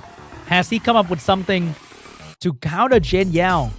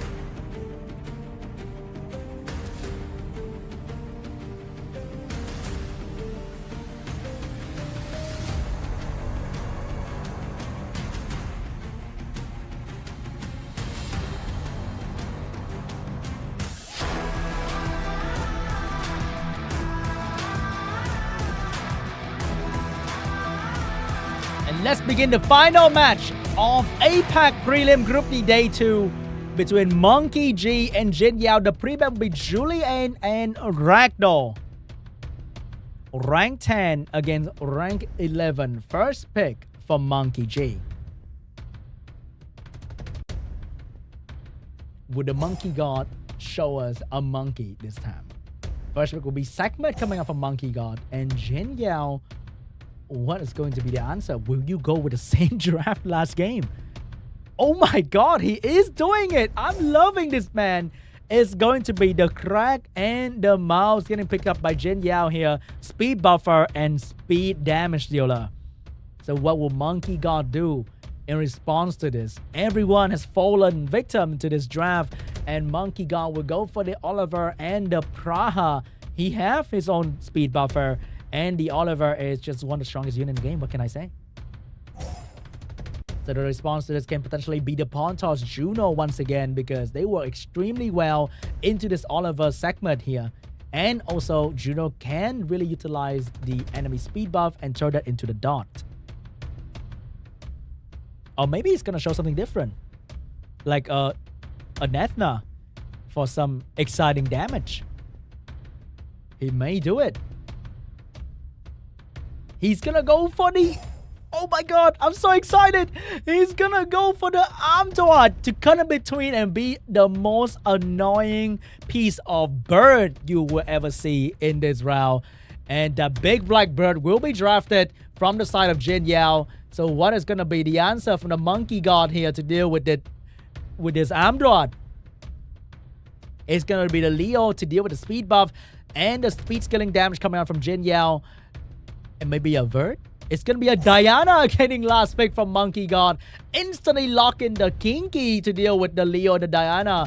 This Kinky is going to be extremely effective against these two critter, which means the ban will probably going to fall onto the Kinky here. And the ban on the side of JINYAO may have to be the Leo so that he can get his speed back. Without speed, mouse not going to be that crazy, and he needs the mouse damage in this round. It's going to be a Leo ban. It's going to be the Kinky ban. I can't wait to see what this Amdot's going to do. Will he be enough to deal with Oliver and the Diana? It's going to be exciting.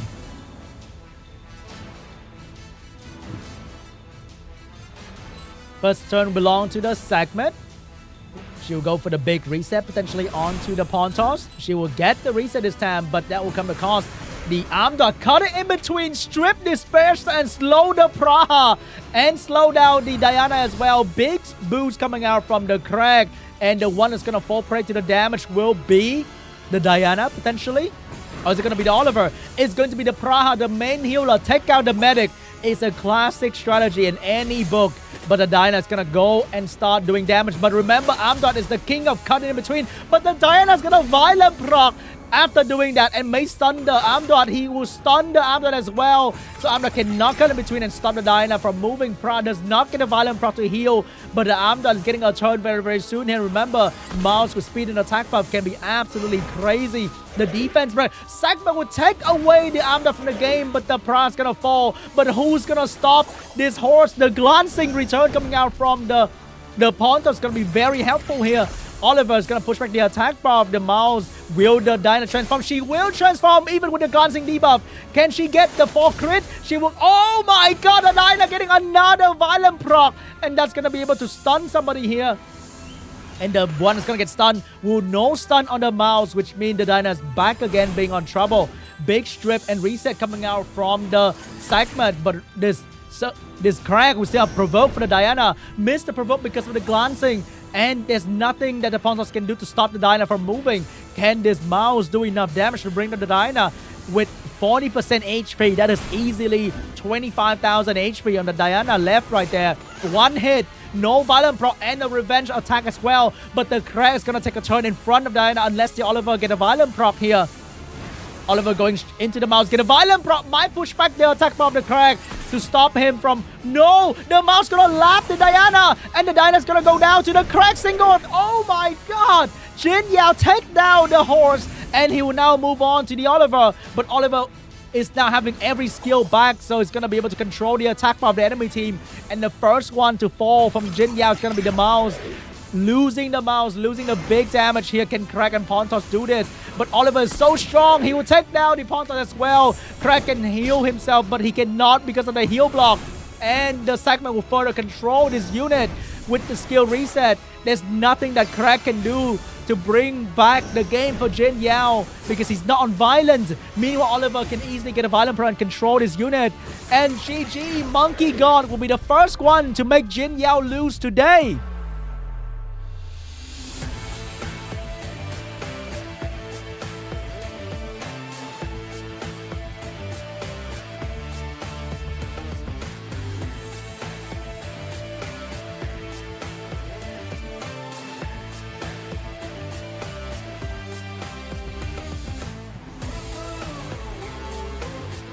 Very challenging game, guys. Not easy. Monkey God is definitely a very, very strong player. And he will not go down without a fight.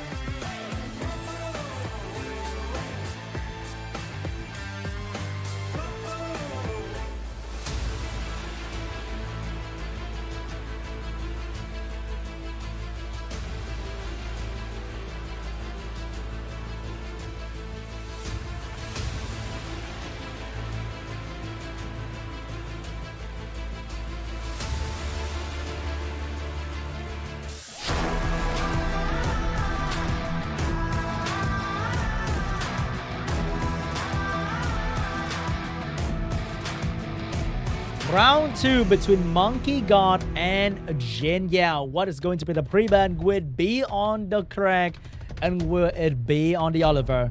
It'll be Oliver and Pontos getting pre-ban here. Oliver is definitely one of the strongest units in the game, and even JINYAO will not have a good time against it. So the best way to deal with Oliver, just not having to fight it at all. First pick for JINYAO here. Will he go with his good old trust? He will lead in with the Crack once again. But with the other Pontos, what will be his speed lead in this position? Monkey God, no more Oliver. Will he go for the Jeremiah segment? But that will lead him to the same fate of Yon Hong. So he might go with a more Chung Pang potentially. Or maybe Vanessa Segura. Many different options for him. It's going to be the segment and the Praha for Monkey God. So JINYAO, what is going to be the damage dealer? It might be the mouse once again, but what can be the speed lead that work with this team? Is it going to be Mouse and Jeremiah to deal with the segment reset? It's going to be Mouse and Ethna. Both are very good damage dealer and both can utilize the speed and attack buff of JINYAO Craig very, very well. locking in a very aggressive team here coming out from JINYAO. Monkey God has the position to go for a good turn 2 here. Like a Geo Carno is definitely gonna be amazing, and the Ragdoll getting picked up here, and he has a last pick Leo as well, which is gonna be super effective against JINYAO. And the healer of choice will be the good old Rakuni for Monkey God. JINYAO can go for the Kinky. He's gonna go for the Julian, the better Kinky, but he need another support here for the last pick. What kind of unit can he use? Is it gonna be a Riley? Is it going to be a Shizuka? What kind of support can he bring into? No way. He's actually doing it. The unit that once terrified the entire Summoners War community. The Water Holy Berry. Just kidding, it's gonna be a Kinky. So the last one for Monkey God has to be someone that can deal with the Kinky. Might be a Thessarian here to provide the Oblivion for the Kinky and the Julian at the same time. And he will have to ban the Craig potentially. Is he gonna go for a Thessarian? Or a Hernie? Or a Light Desert Queen if he has one? What will be the unit of choice? A big AoE is also really good, like a Kitian Dasheng. It's gonna be a Gianna last pick. Very interesting. The unit doesn't exactly counter anyone and get one shot rather easily. I'm not sure about the last pick coming out from Monkey God here with the Gianna. I think the ban will be on the segment so that JINYAO can get the turn 1. And if JINYAO get turn 1, I think many things might die instantly. Unless that Gianna is on triple HP. Violent with 40k HP to survive the onslaught coming out from JINYAO.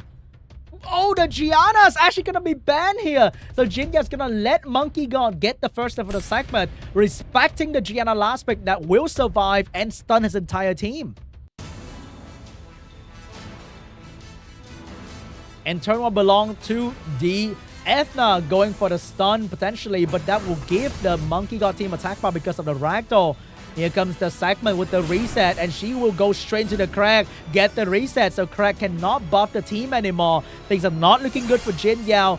Big push from the Rakuni, allowing her to defense break the entire team of JINYAO, and now Ragdoll can pick and choose what meal he want to go for. And the sleep will miss most of the target here. Ragdoll getting focused by the mouse. Kinky going straight into the Ragdoll. Ragdoll will be the main damage dealer on the side of Monkey G, and the Ragdoll will send Ethna home instantly. Cannot do anything to Monkey God. This draft is not looking so good here because Monkey God is dominating this round. But maybe the Kinky was drafted for this exact purpose, to solo the at the end game. But first, he needs to get rid of the attack breaker and defense breaker coming out from Monkey God. But with the Rakuni on the field, that might be a problem, even with the Violent Pro coming out from the Kinky. A lot of damage from the Kinky right there, but Rakuni and Praha are very good at keeping the team alive. And the Praha will get boosted by the Rakuni, providing an AoE team heal. And the segment is back to full HP. But remember, Kinky is a very strong endgame unit, because at this moment, without defense break, Monkey G doesn't have a way to damage the Kinky. So it will rely everything on the segment to land the defense break on the Kinky here. Can he get it done? He will miss the defense break onto the Kinky. And the cooldown of the skill is rather long. So it's going to be a while before the Monkey God can have defense break again on the Kinky. But he can put attack break on this unit. He will reset the skill too, so that the Kinky will not get the invincible, wait, what's the buff called? Soap protection? No. Endure buff, so that he can stay alive by killing the enemy target. But the biggest problem for Monkey G is the Kinky Revenge. That's gonna do a lot of damage. But so far, Monkey God is dodging all the defense, and he finally landed the attack break on the Kinky that will shut down his damage. But the Kinky is gonna shake off the attack break by Violent Procking, but he cannot shake off the sleep coming out from the Praha. No sleep coming out from the Praha, but he's gonna get attacked anyway. He needs to defense break every target that he attacks so that he can heal back. Because at some point, even the Ragdoll will start hurting this Kinky. Kinky's doing it. Rakuni is getting 5,000 turn in a row, but that doesn't hurt the Kinky at all. Big damage from the Kinky. If the Kinky managed to kill the segment, this might be over for Monkey God, because without defense, it's going to be very hard. But look at the Praha damage on this Kinky. Kinky going in with the skill too. Can he get it done? He will not kill the segment. This is GG. The segment will kill the Kinky. 2-0 once again for Monkey God. But remember, this is the best of 5, so the game is not over for JINYAO just yet. But man, Monkey God is showing us why he's the final boss of today, loser bracket. He is destroying JINYAO one game after another.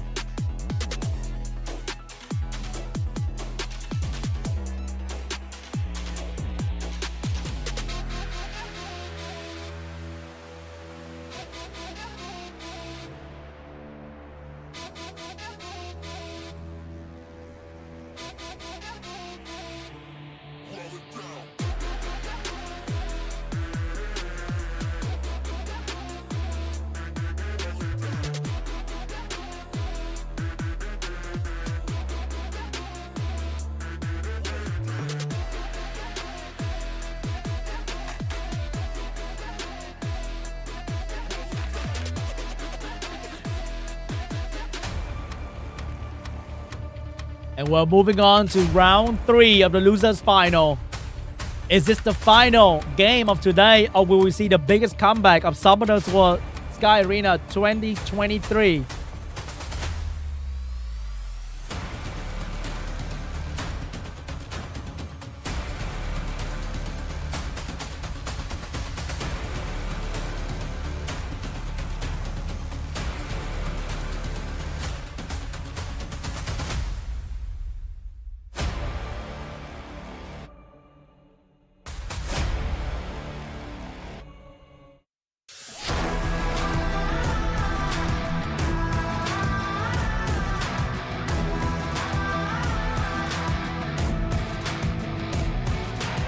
Round 3 between JINYAO and Monkey God. The prevent will be Julian and Ragdoll.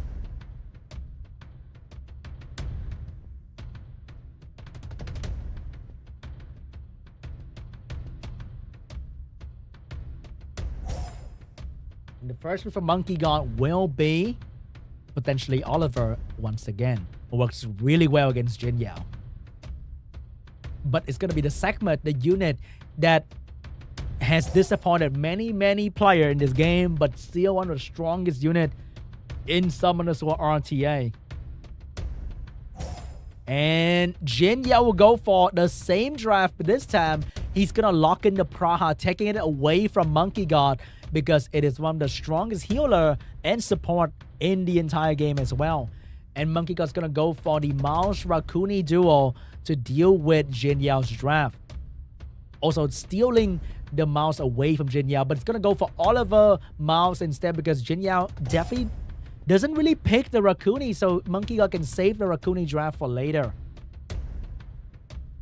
So what kind of damage would JINYAO bring in? He does need a speedy, so it's gonna be going for the pawn toss, but is he locking in the Ethna in the mid pick?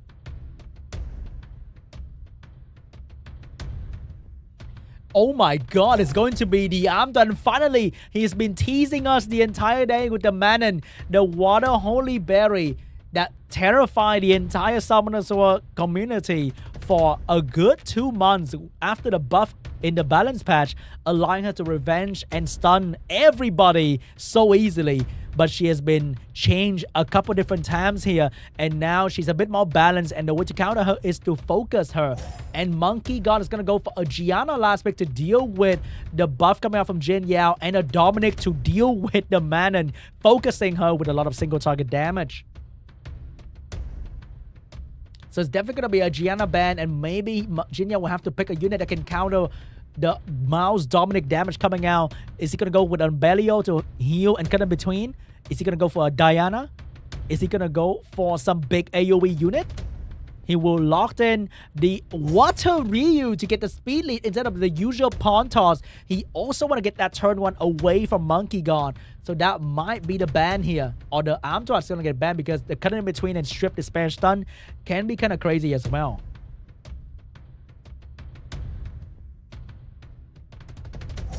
Here we go, guys. The ban will be on the Oliver and the Water Ryu. No speedy for both sides. Monkey God will definitely gonna take a first turn here, but the Amdwad with some good RNG can be one of the most devastating cut for any team out there, and for a team without any healing like Monkey God, a good arm dodge strip stun is terrifying. We have attack lead and HP lead for both teams. And the first one will belong to the segment. She needs to get this reset done, and she will go for the prime. Missed the reset. That is not looking good. And the arm that's gonna go for the big AoE. Doesn't get any strip stun, but does. Oh, the Crank is actually gonna take a turn here, but is he gonna buff because Gianna is moving right after to strip all of that? So he's gonna go for the skill 2 onto the mouse, get some attack bar, and do some small damage first. Gianna with the bomb ready. Can she land the bomb onto the Praha? Is she gonna do it? She's choosing a target, and the bomb will be on the Amdor. She's gonna get this unit out of the way since far, and she's gonna use a strip, but she missed the only unit that can be stripped on the field. And the Praha is moving after with a big strip, but no violent pro into the sleep here. Dominic will get his first turn, and the target will potentially be the Amdor. Take care of this unit immediately, and he's gonna get a violent proc too. Could not finish off the Amdor, but the Amdor's gonna go down to the dot damage. Manon's gonna revenge and stun the Dominic here. But without Amdor, JINYAO lost a big chunk of damage here. The Manon's gonna buff into a defense break onto the Gianna. Big heal and sleep coming out from the Pra as well. Who's gonna be the target here? That's gonna be the segment getting provoked by the Crack. Mouse gonna violent pro out of the stun, the sleep, to try and strip stun the Manon, but couldn't get it done. The defense break setup allowing the Praha and Crack to do a lot of damage on this Gianna. And the Gianna is gonna go down very soon here to the Manon basic attack. Or is she gonna do it? Is she gonna go for the finishing move? Is she gonna take the kill? She will not take the kill. Go for the stun on... Wait, is that a stun? This man is on Despair? It is actually on Despair. It's stunned with a skill 1 onto the segment. And the Gianna's gonna go down to the Crack. Praha moving on to the next target here. Dominic is still a very scary unit because it is strong against every unit on the side of JINYAO. But this Manon is extremely tanky against Dominic. And she's gonna get another turn with the buff, and the setup defense break is gonna land on another target. And this time it will be the segment getting stunned once again by the Manon, and a big defense break as well. Manon's on max rest build, resisting everything coming out from this mouse. And another boost coming out from the Crack, allowing the Pra to sleep the enemy with the attack bar boost. Crack with the defense break setup will do a lot of damage, and the target victim will be the segment this time. Big damage on the mouse, but not gonna be enough right there. But the Manon's gonna finish off the enemy segment. This Manon look like she's on a high HP, low defense build. Only here for the defense break setup and the Despair stun.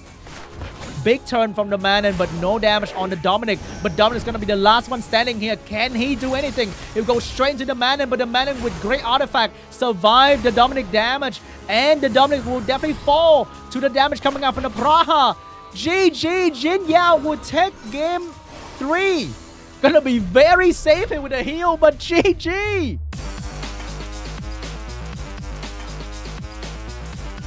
Wow!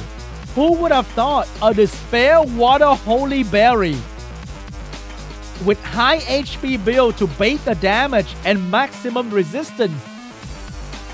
Wow, wow, wow! JINYAO with the big brain move.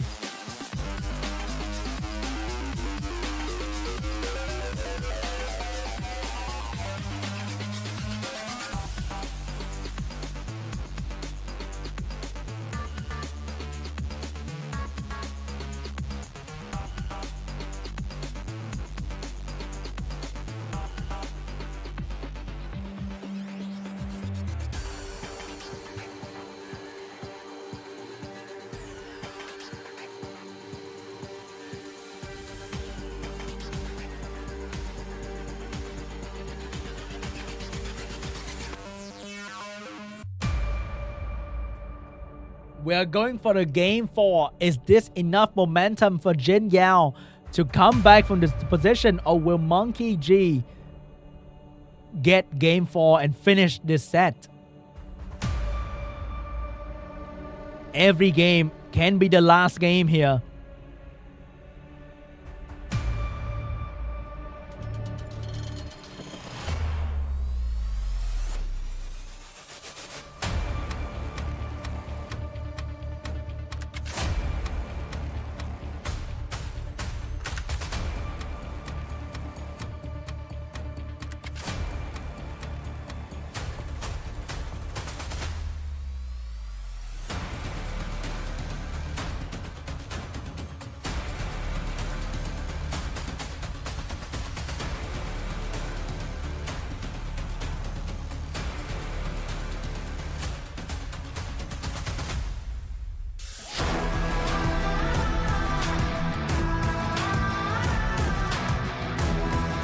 Game 4 between JINYAO and Monkey God. Here we go. The pre-ban will be the Craig and the Oliver once again. So JINYAO getting the first pick this time. What is he gonna go for? He first picked this Craig all the time. Even though the enemy didn't even use the unit, but he still first pick it. So what is he gonna go for without his unit?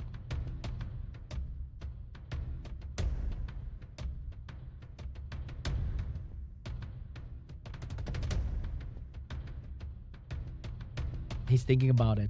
He's unsure whether he should first pick Mouse or Praha or Segment.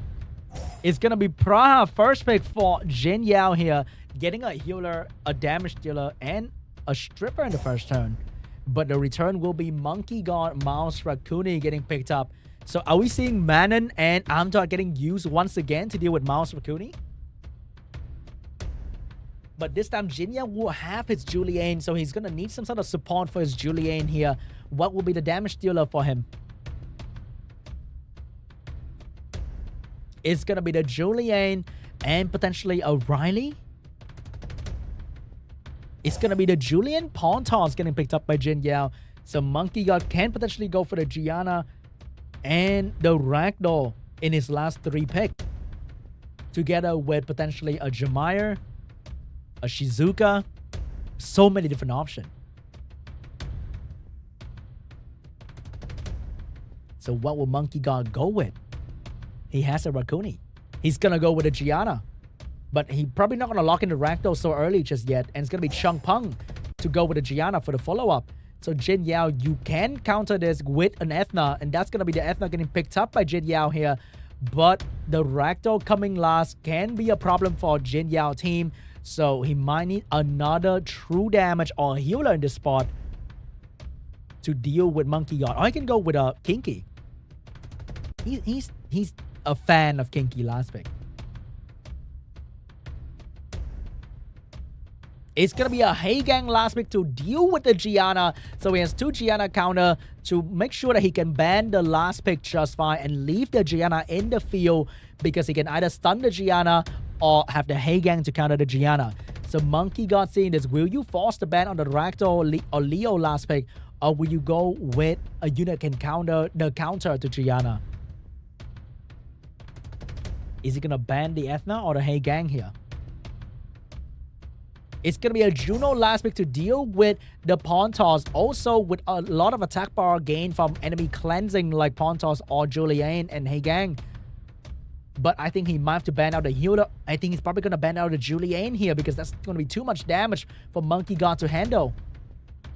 So it's gonna be a Julian ban and maybe a Rakuni ban. It's gonna be a Juno ban and a Julian ban. So JINYAO will get his Gianna counter, but Monkey God will keep his main healer Rakuni.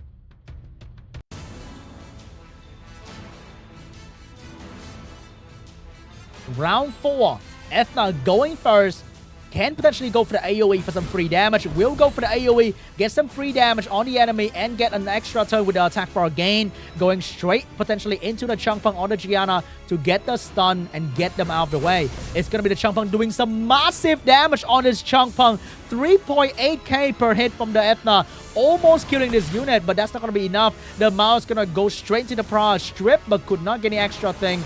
And that will allow the Pra to get a turn here because of the Heigang passive, giving her some free attack bar. But the Rakuni is going to cleanse very, very soon. And the Pra will go for the sleep instead. Sleeping the Rakuni and healing the team, providing the speed buff for the Ethna next turn coming up. The Pontos not going to do anything just yet. Heigang only using skill 1, saving it for later, because there's no point putting down big skill. The Gianna will get a bomb out, but is that going to be the best move? She can't strip and stun anyone as well because of the Heigang passive, but the Chung Peng is going to get a turn here, so maybe stripping is not a bad idea. She will not strip, then the Chung Peng will push back everyone except the Ethna. Ethna with a speed buff is going to do some massive damage, and that's going to be on the entire enemy team, and the defense break is going to land on the Chung Peng, allowing him to finish up the Chung Peng as well. Gianna will have to hit the Ethna, but cannot finish her. The Pontos would not have the cleanse available for the team, and the Pra doesn't have healing, which means the Ethna will probably go down very, very soon here to the damage coming out from the Mouse or the Gianna.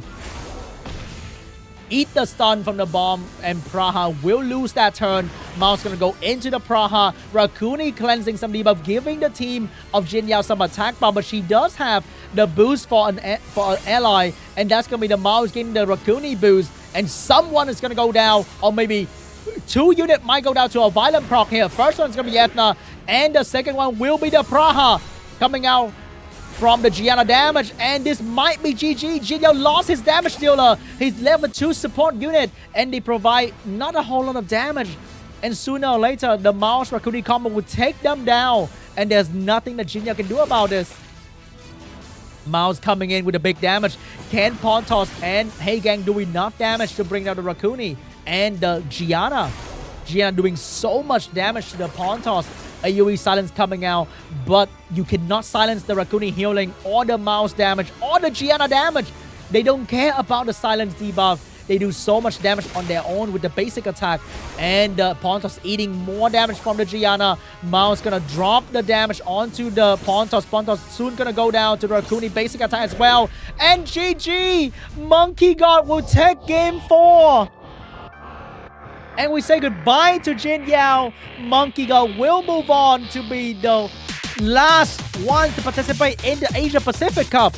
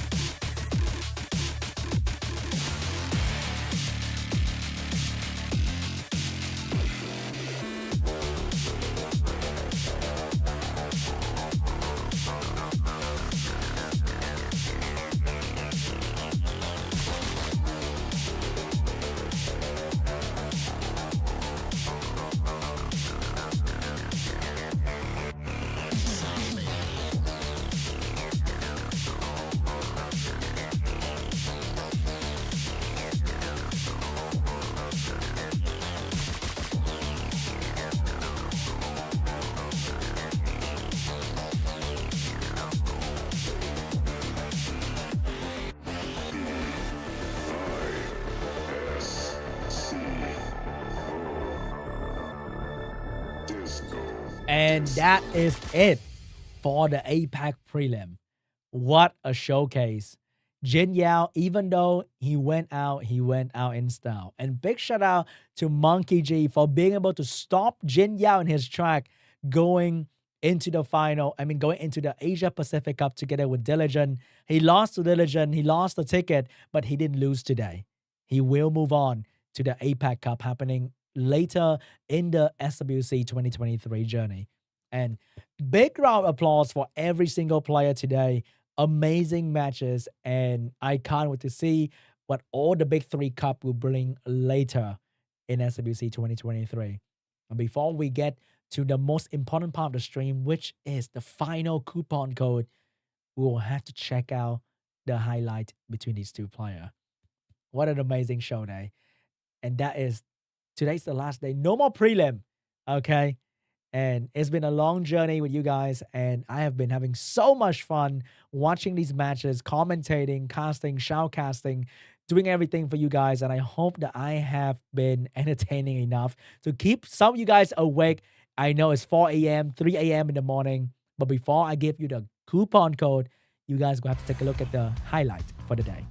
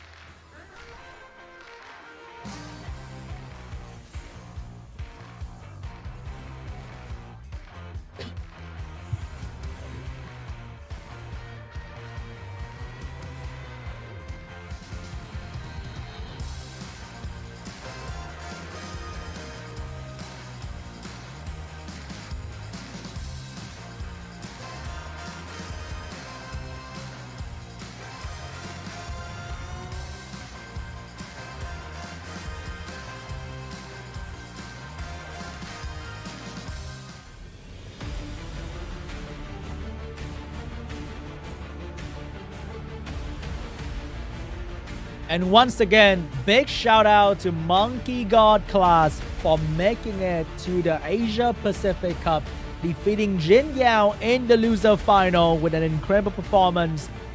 Huge congratulations to you, MONKEYXCLAS. And we say goodbye to JINYAO in SWC 2023. MONKEYXCLAS together with Diligent will be the two players qualified for this group in the Asia Pacific Cup.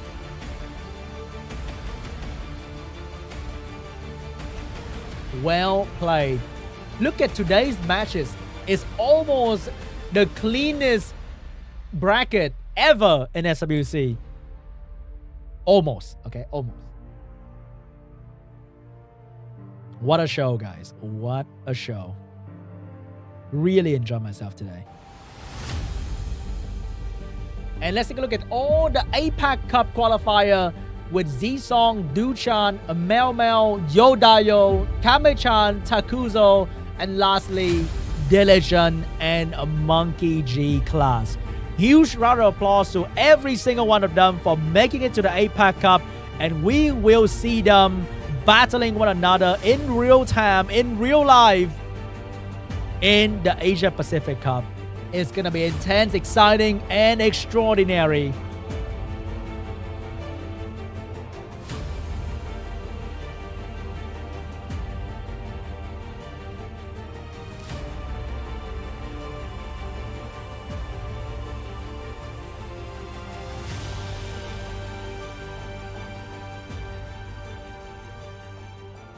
And that is it for the Asia Pacific prelim. We got 4 different groups, each group 2 different days, so many summoners for RTA battle, so much excitement, many back and forth, up and downs in this journey.